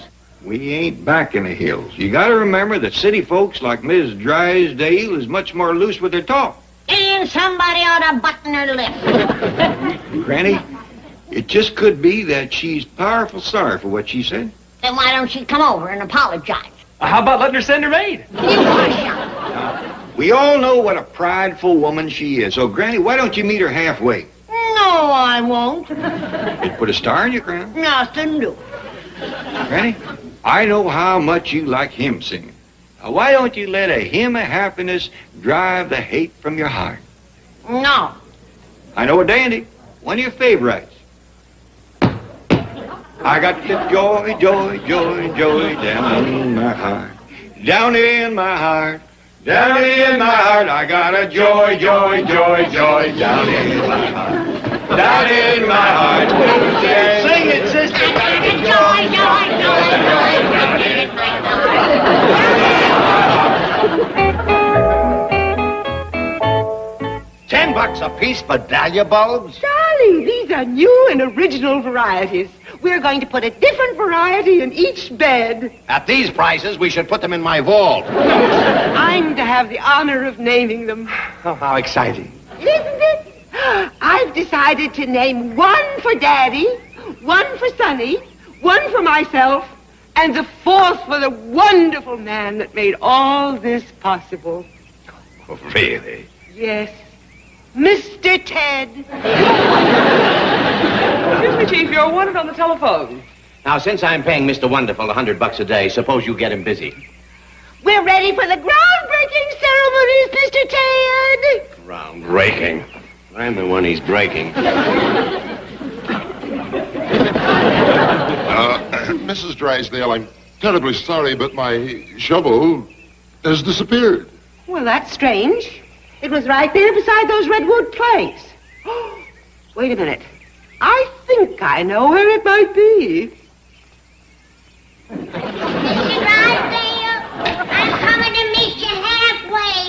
My heart is full of love and forgiveness.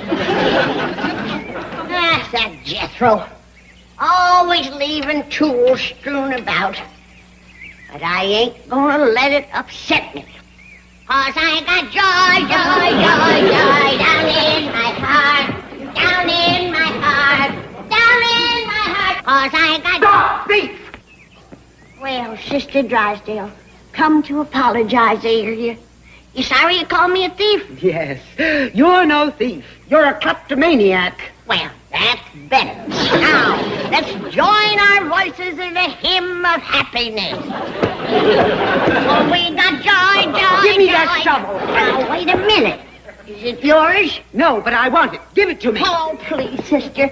Don't lust after my shovel. Let a song drive the demon of greed from your heart. Oh, we got joy, joy. Give me that. Please, sister, it'll purify your soul. Oh, we got joy. Granny's coming? Did you meet Miss Drysdale? Oh, yes, sir, down by the cement plant. It was a Mrs. song Drysdale- and done it. Let's sing her a welcome, youngsters. Let's go. She's got the joy, joy, joy, joy down in her heart. Down in her heart. Down in her heart. She's got the joy, joy, joy. I tell you, Milburn, that little woman is a kleptomaniac. This time she tried to steal Mr. Ted's shovel. With what I'm paying him, he can afford a new one. All you ever think of is money.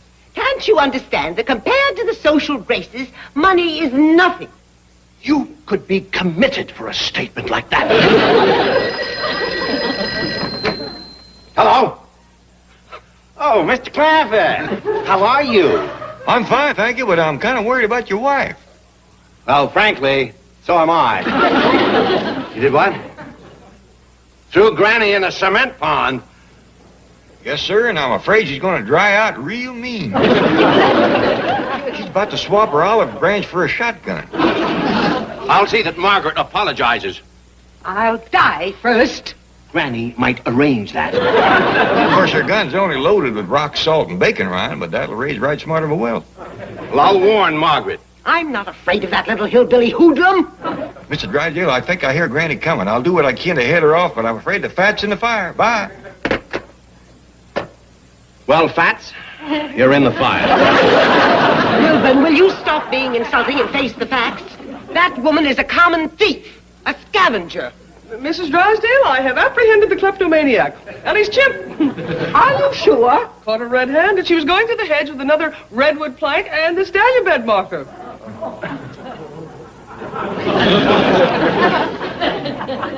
Good work, Margaret. You confused Granny with his monkey. Now, are you going to apologize? Yes. I'm sorry, dear.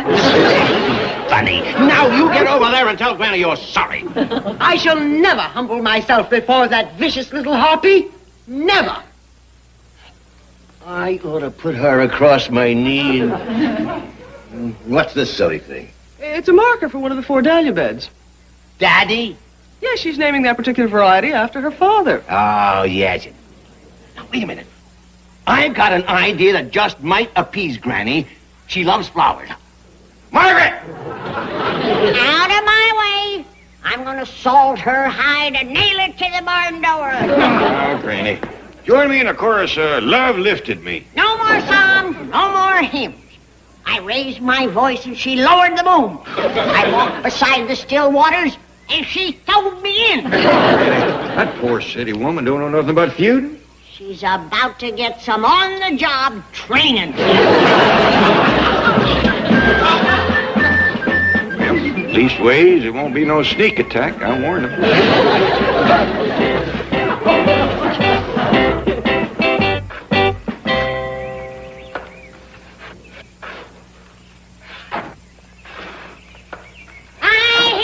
Digging in there, but Princess ain't gonna save you. I'm gonna count to 3 and then open fire. 1, 2, 3. That one's for the plate.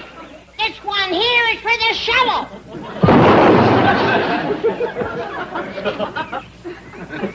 Let go. Let go of my gun.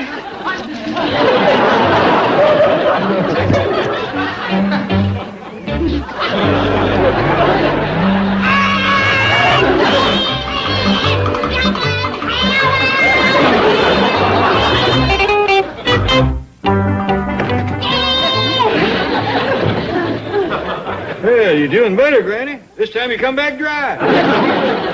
Ellie, fetch my jug. How'd your feud coming with Miss Drydale? Jed, she run in a hired killer on me. Hired killer? I tell you, Jed, he's a giant. A Goliath. He stands 9 or 10 foot tall and has the strength of 40 mules. He grabbed my shotgun and bent it double. You don't need no more of that. I ain't touched a drop. Ellie, fetch Jethro and the rest of the guns. I need help. Now, hold on. You told us to stay out of that. You said this was tricks you and Miss Drysdale. That was before she run that Philistine in on me. I tell you, Jed, he's a Goliath. I'll fetch my slingshot. Even my shotgun didn't stop him. I tell you, Jed, he's so big that he can't walk through that door. Well, then stay in the house. You got nothing to worry about. How's the feud going, Granny? Jethro, I need you. Fetch your gun and come with me. Yes, ma'am. Never mind the gun, boy. Oh, yeah, that's right, Granny. I'd rather fight that upstairs maid hand to hand. Fighting, you got some eating to do. Well, hot dog. There's one thing I like better than fighting. It's eating. You may have to do a little of both. Huh? Well, where are we going? This here is parlor eating, boy. Don't leave me here to fight that giant alone. It's all right, Granny. Here's my slingshot. Ellie, I'm a scrapper, but I ain't no David. That goomer is a good 12 foot tall. Show him to me. Oh, no, Ellie. I wouldn't go near him alone without the whole clan around me. And Jeb Stewart cavalry. Granny, you're gonna spill, Diet. Yeah, honey. You pour it for me. I don't want it to eat through the table. Thank you. I don't blame you for trembling, Granny. Fella 12 foot tall would scare anybody. Well, maybe he ain't 12 foot. But he'll go 8 or better. Well, that's still big enough to scare you. Of course, maybe 8 is stretching it a mite. But he's a good 6 feet and strong as an ox.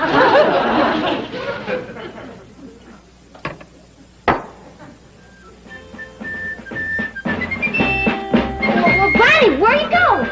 I'll learn that little runt to bend my guns. Children, please. I can't name Daddy's Dahlia after Granny. You can and you will.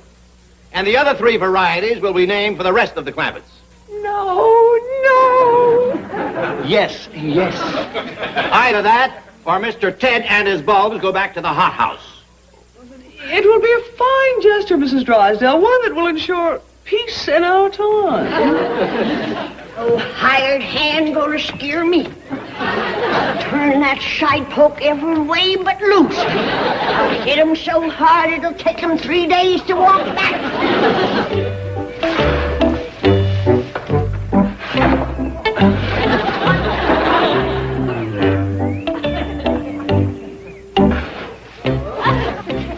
He's digging graves. 4 of them. How's it going, Mr. Ted? Mrs. Drysdale, I'm all ready to put them in. Are those the markers? Yes. Good. And what are the names? Jed, Jethro, Ellie, and Granny. Oh, yes, Granny. Is she the little old lady who shot at me? Yes. We'll put her right here. Would you like to help plant them? May I? Of course. But remember, they must be buried with the eyes up. Sure you want to do this, Mrs. Drysdale? I'm afraid it's the only way to end the feud. No,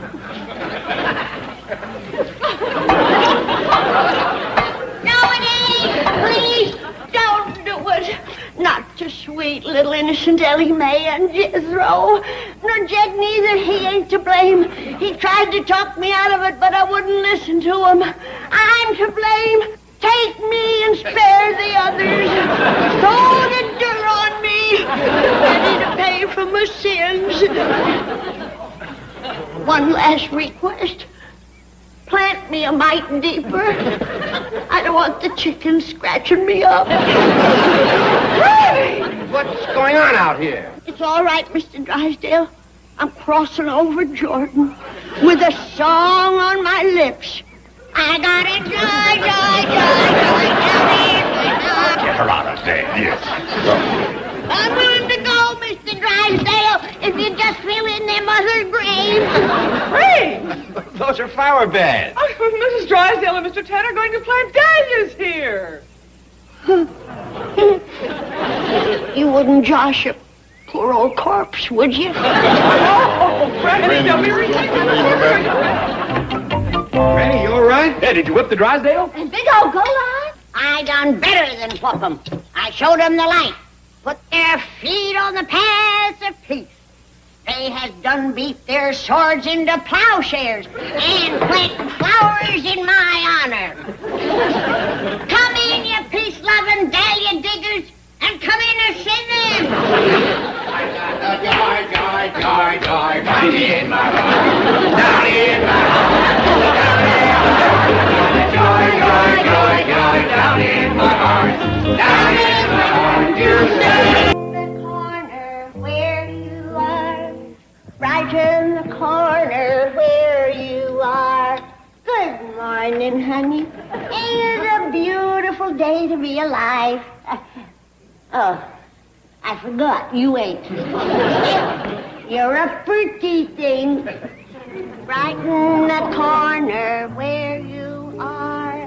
Right in the corner where you are. Someone far from harbor you may guide across the bar. Right in the corner where you are. Oh, just what I need from a root cellar. This'll make a dandy shelf. The good Lord provides for the purest heart. Bringing in the sheep, bringing in the sheep. You will come rejoicing, bringing in the sheep. Stop, thief! Were you talking to me, Miss Drysdale? You know very well I am. And I should have known that you were the thief who's been stealing my lumber. Now, hold on. I found this board right there at the foot of the steps on my own property. You're not only a thief, you're a liar. Now, that ain't a nice thing to call your next-door neighbor, especially on such a pretty day. It hasn't been a pretty day since you became my next-door neighbor. You peasant! I hope you're writing all this down. Mr. Drysdale, you done reviled and persecuted me, but I forgive you 70 times 7. And though you covet what's rightfully mine, I give it to you with a glad heart. Because a kind deed turneth away wrath, and pride goeth before a fall. And her that is slow to anger is better than the mighty. For it is written, them that sows the wind will reap the whirlwind. But him that pours the milk of human kindness into the churn of life... Oh, shut up, but give me my lumber.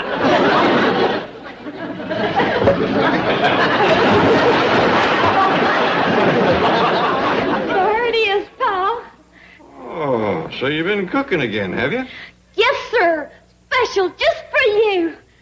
Well, would you look at that?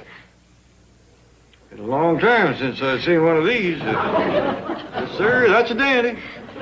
What is it? Well, it's a sponge cake. And there's a glass of milk to dunk it in. Well, doggy, it's a sponge cake. Why, it's light as a feather. I bet you that rascal will really sop up the milk. Well, it ought to. I put 4 sponges in it.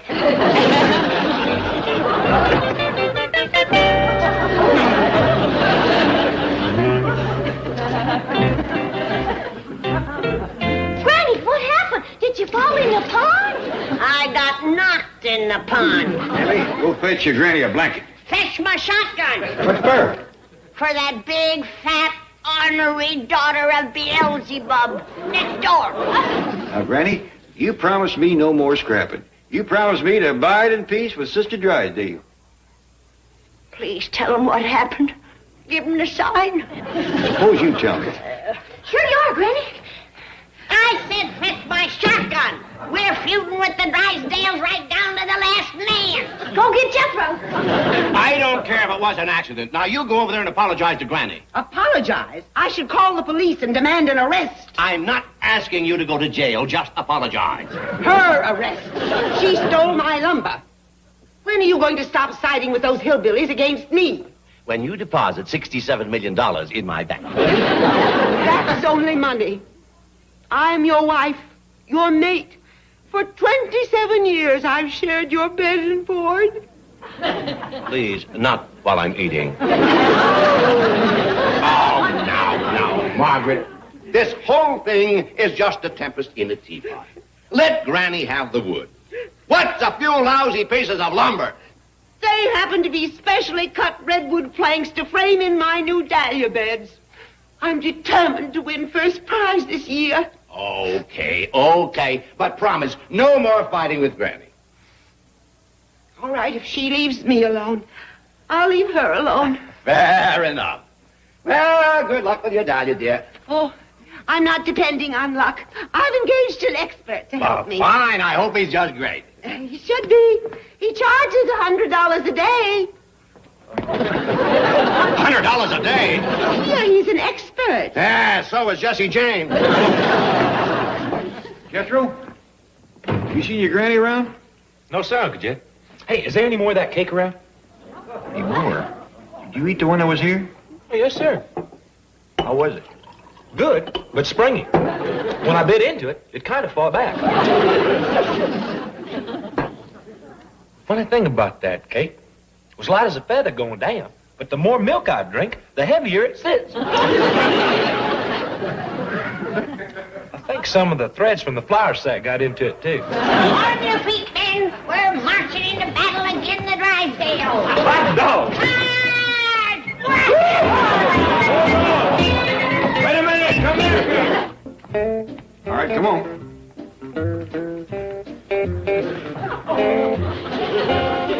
Stand back, Granny. All right, there. But I ain't surrendering my sword. It was my grandpappy. Okay. Well, Pa ain't gonna feud to Drysdale? No, Ellie, we ain't. Oh, shucks, Uncle Jet. We was just going to capture him and fetch him back here. Now, why would we want to do that?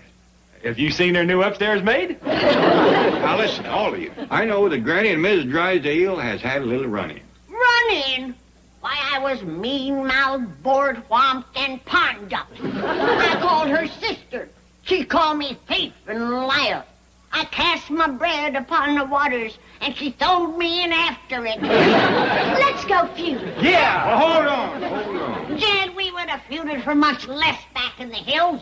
We ain't back in the hills. You got to remember that city folks like Mrs. Drysdale is much more loose with their talk. And thinking somebody ought to button her lip. Granny, it just could be that she's powerful sorry for what she said. Then why don't she come over and apologize? How about letting her send her maid? You hush up. We all know what a prideful woman she is. So, Granny, why don't you meet her halfway? No, I won't. It'd put a star in your crown. Nothing do. Granny, I know how much you like hymn singing. Now, why don't you let a hymn of happiness drive the hate from your heart? No. I know a dandy, one of your favorites. I got the joy, joy, joy, joy down in my heart. Down in my heart. Down in my heart. I got a joy, joy, joy, joy down in my heart. Down in my heart. Sing it, sister. I got a joy, joy, joy, joy down in my heart.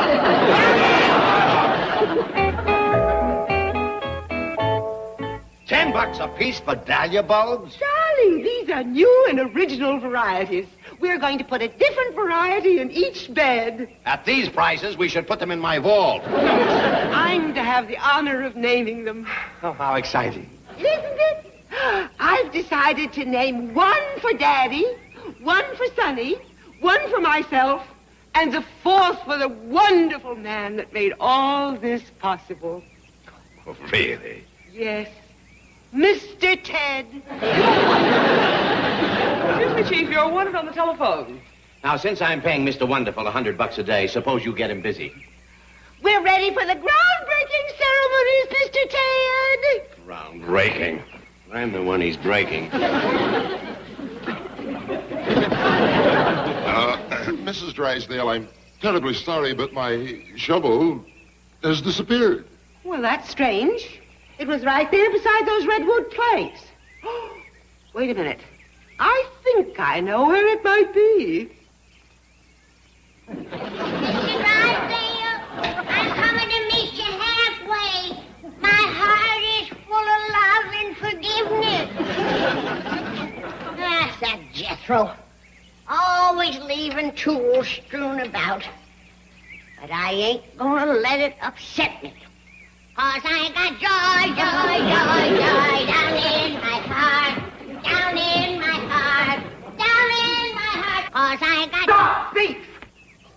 Well, Sister Drysdale, come to apologize, hear you. You sorry you called me a thief? Yes, you're no thief. You're a kleptomaniac. Well, that's better. Now, let's join our voices in a hymn of happiness. Oh, we got joy, joy, Give me joy. that shovel. Now, wait a minute. Is it yours? No, but I want it. Give it to me. Oh, please, sister. Don't lust after my shovel. Let a song drive the demon of greed from your heart. Oh, we got joy, joy. Give me that. Please, sister, it'll purify your soul. Oh, we got joy. Granny's coming? Did you meet Miss Drysdale? Oh, yes, sir, down by the cement pond. It was a Mrs. song Drysdale- that done it. Let's sing her a welcome, youngsters. Let's go. She's got the joy, joy, joy, joy down in her heart. Down in her heart. Down in her heart. She's got the joy, joy, joy.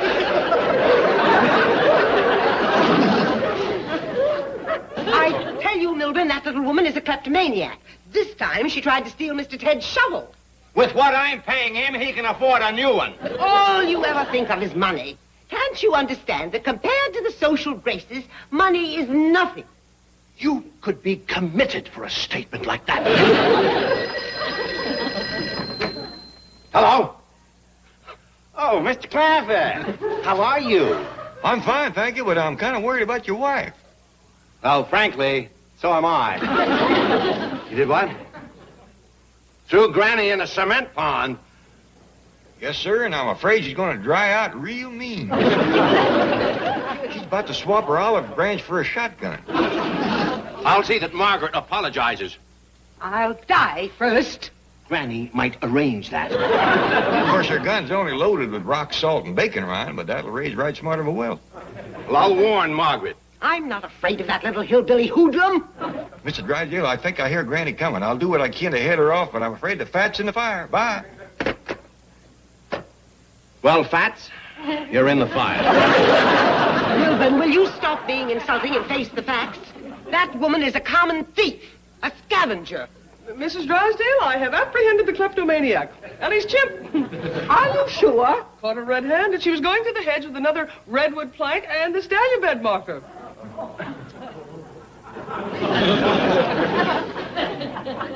Good work, Margaret. You confused Granny with this monkey. Now, are you going to apologize? Yes. I'm sorry, dear.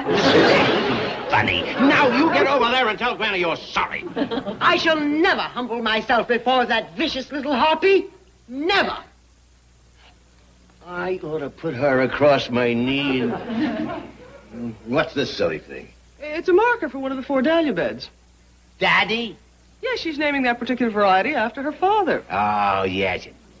Now, wait a minute. I've got an idea that just might appease Granny. She loves flowers. Margaret! Out of my way.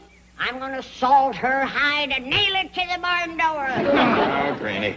Join me in a chorus, Love Lifted Me. No more songs, no more hymns. I raised my voice and she lowered the boom. I walked beside the still waters and she thrown me in. That poor city woman don't know nothing about feuding. She's about to get some on-the-job training. Leastways, it won't be no sneak attack. I warn him.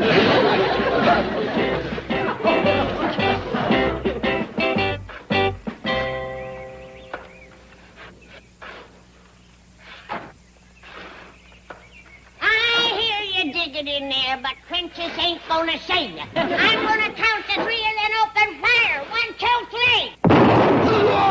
That one's for the plate. This one here is for the shovel.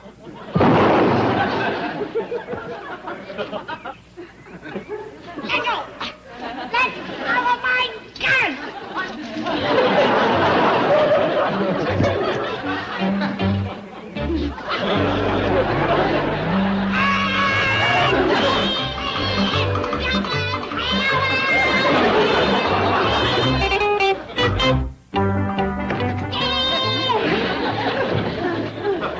Well, you're doing better, Granny. This time you come back dry. Ellie, fetch my jug. How's your feud coming with Miss Drysdale? Jed, she run in a hired killer on me. Hired killer? I tell you, Jed, he's a giant. A Goliath. He stands 9 or 10 foot tall and has the strength of 40 mules. He grabbed my shotgun and bent it double. You don't need no more of that. I ain't touched a drop. Ellie, fetch Jethro and the rest of the guns. I need help. Now, hold on. You told us to stay out of that. You said this was tricks you and Miss Drysdale. That was before she run that Philistine in on me. I tell you, Jed, he's a Goliath. I'll fetch my slingshot. Even my shotgun didn't stop him. I tell you, Jed, he's so big that he can't walk through that door. Well, then stay in the house. You got nothing to worry about. How's the feud going, Granny? Jethro, I need you. Fetch your gun and come with me. Yes, ma'am. Never mind the gun, boy. Oh, yeah, that's right, Granny. I'd rather fight that upstairs maid hand-to-hand. Fighting, you got some eating to do. Well, hot dog. There's one thing I like better than fighting. It's eating. You may have to do a little of both. Huh? Well, where are we going?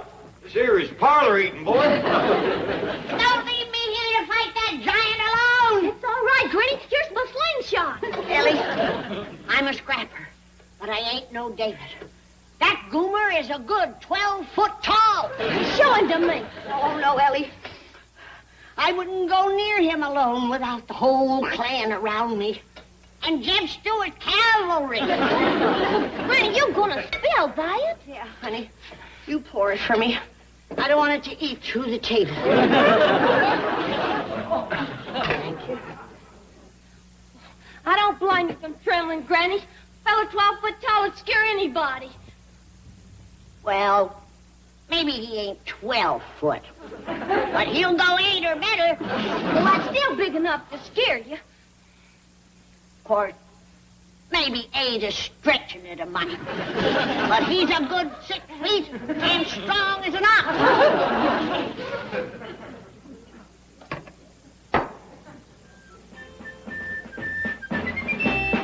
Well, Granny,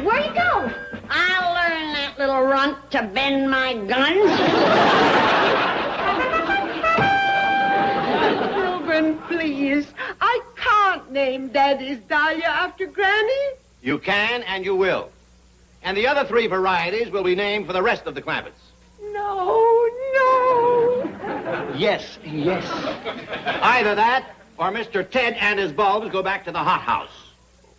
It will be a fine gesture, Mrs. Drysdale, one that will ensure peace in our time. Oh, hired hand gonna scare me. Turn that shite poke every way but loose. I'll hit him so hard it'll take him 3 days to walk back.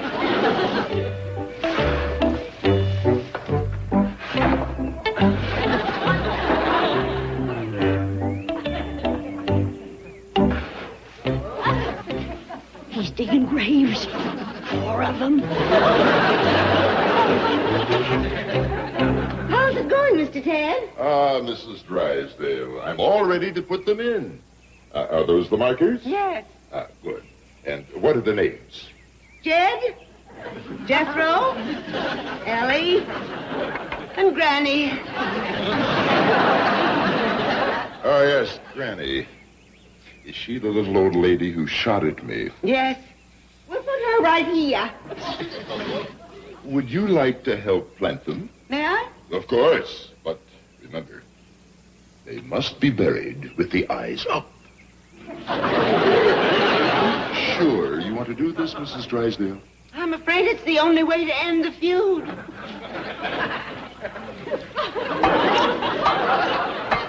it ain't! Please, don't do it. Not to sweet little innocent Ellie Mae and Jethro. Nor Jed neither. He ain't to blame. He tried to talk me out of it, but I wouldn't listen to him. I'm to blame. Take me and spare the others. Throw the dirt on me. Ready to pay for my sins. One last request. Plant me a mite deeper. I don't want the chickens scratching me up. What's going on out here? It's all right, Mr. Drysdale. I'm crossing over Jordan with a song on my lips. I got a joy, Get her out of there, yes. I'm willing to go, Mr. Drysdale, if you just fill in them other graves. Graves? Those are flower beds. Oh, Mrs. Drysdale and Mr. Ted are going to plant dahlias here. You wouldn't josh a poor old corpse, would you? Oh, Granny, don't be ridiculous. Granny, you all right? Yeah, did you whip the Drysdale? And big old Golan? I done better than whoop 'em. I showed 'em the light.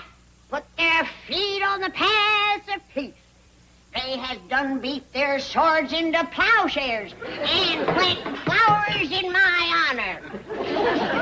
Come in, you peace-loving dahlia diggers, and come in and sing them. Joy, joy, joy, joy, in my heart. Down